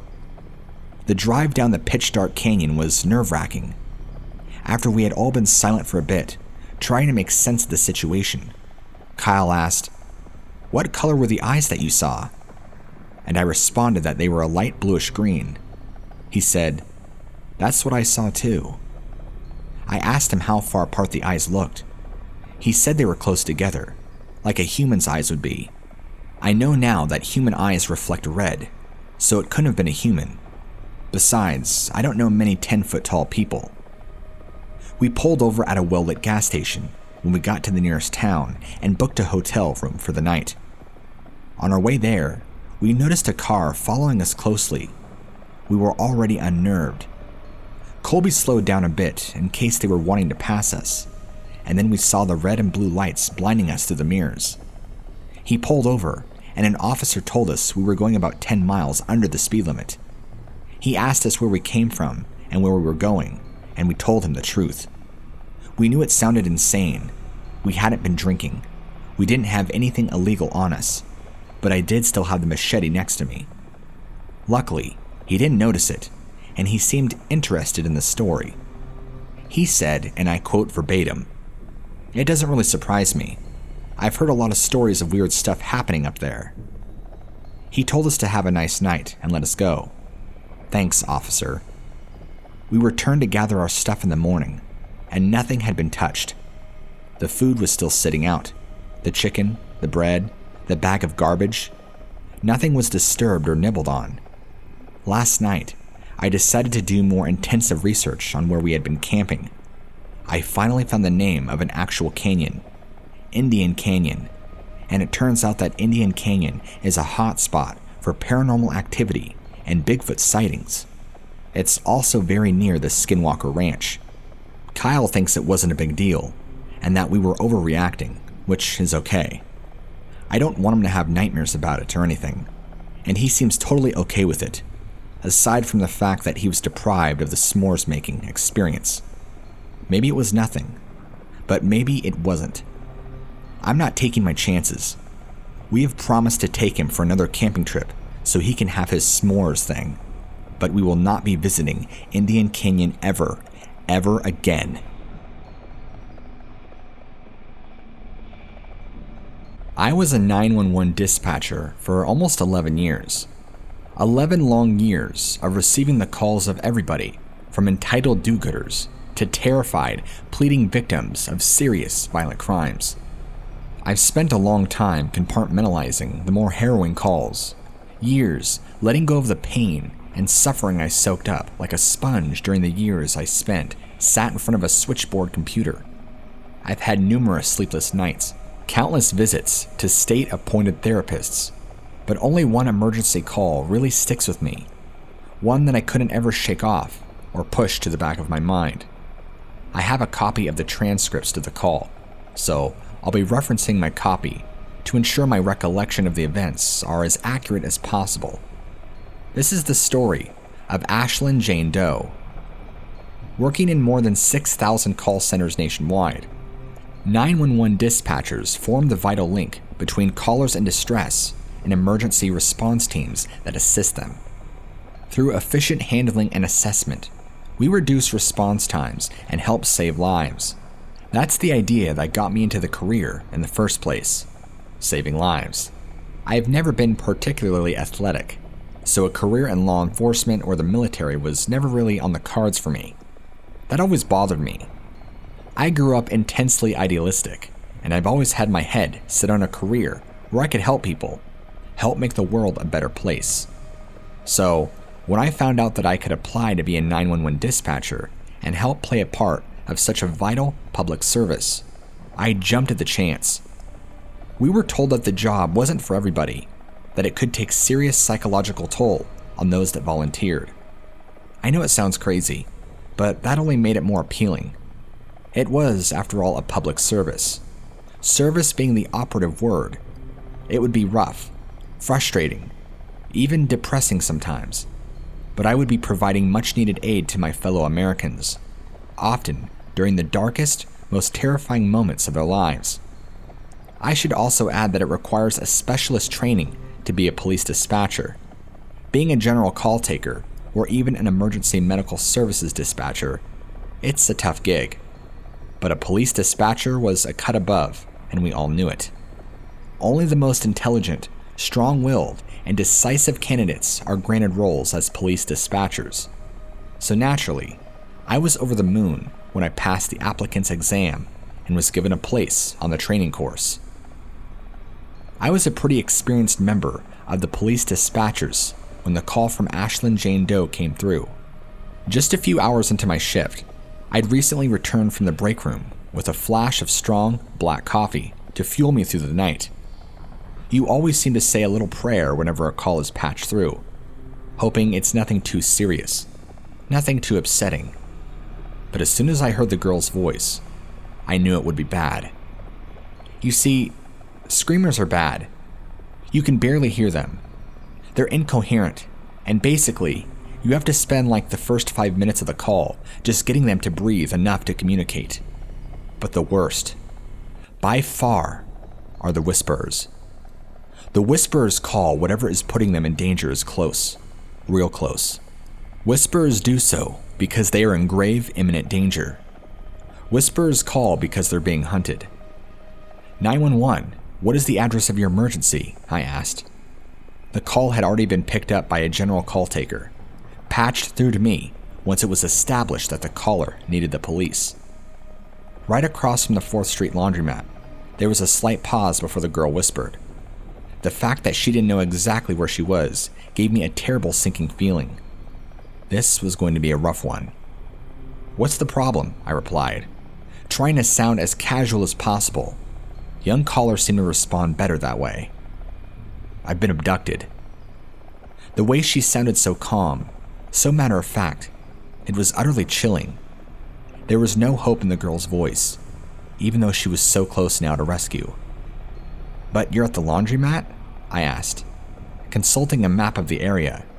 It was right in the middle of Ashland, surrounded by a commercial and residential district. She wasn't held up in some barn in the middle of nowhere, despite being thoroughly disturbed. I reassured myself with the thought that this would be an easy rescue. No, I'm in the bedroom with him. Him. The words seemed to rattle around in my skull. She was in the bedroom with him. Do you know what color the house is?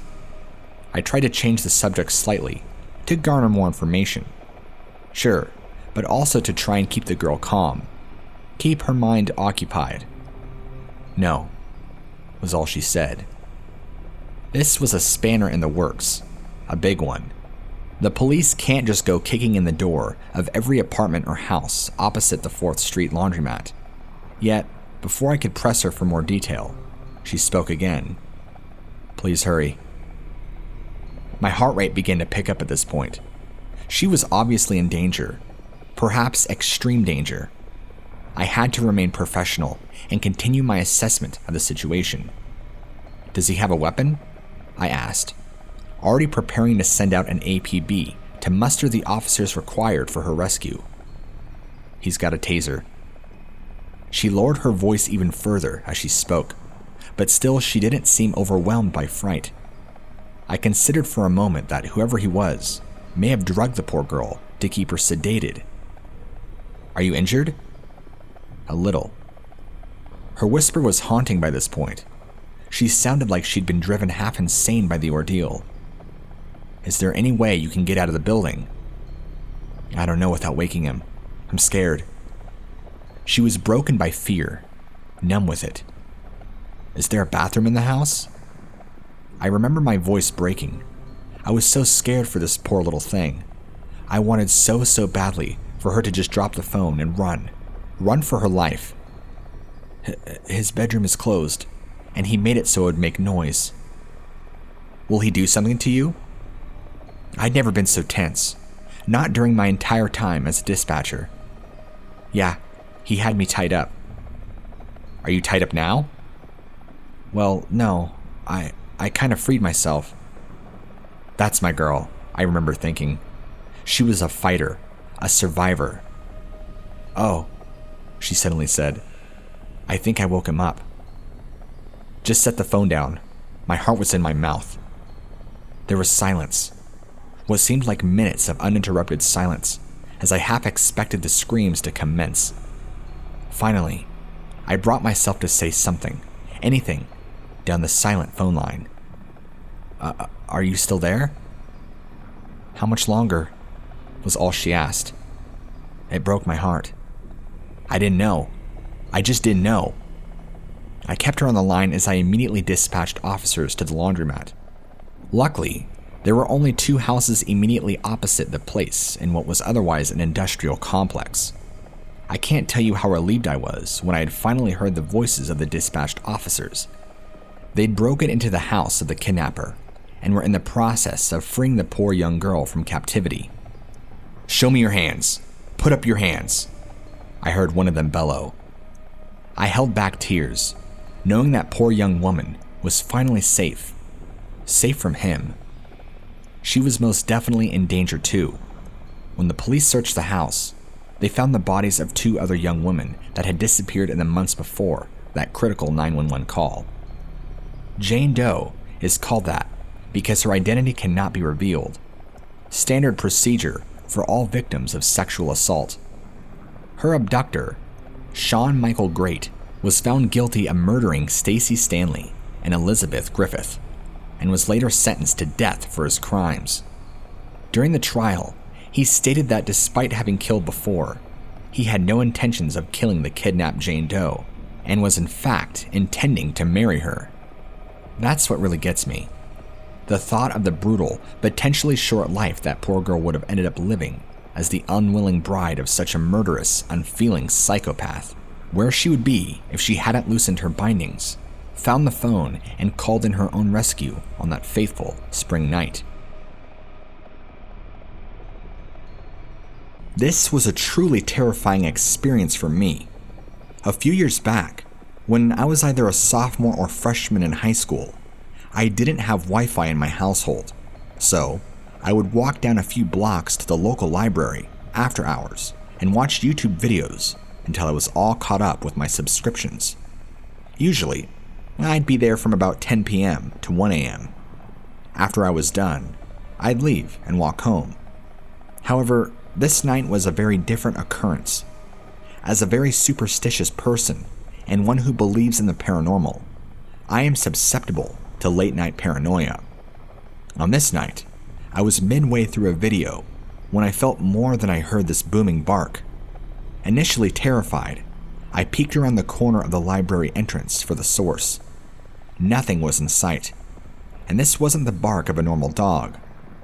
All bass, no treble, and it felt different. At this point, every single dog in the neighborhood erupted into a barking fit that lasted for about 5 minutes.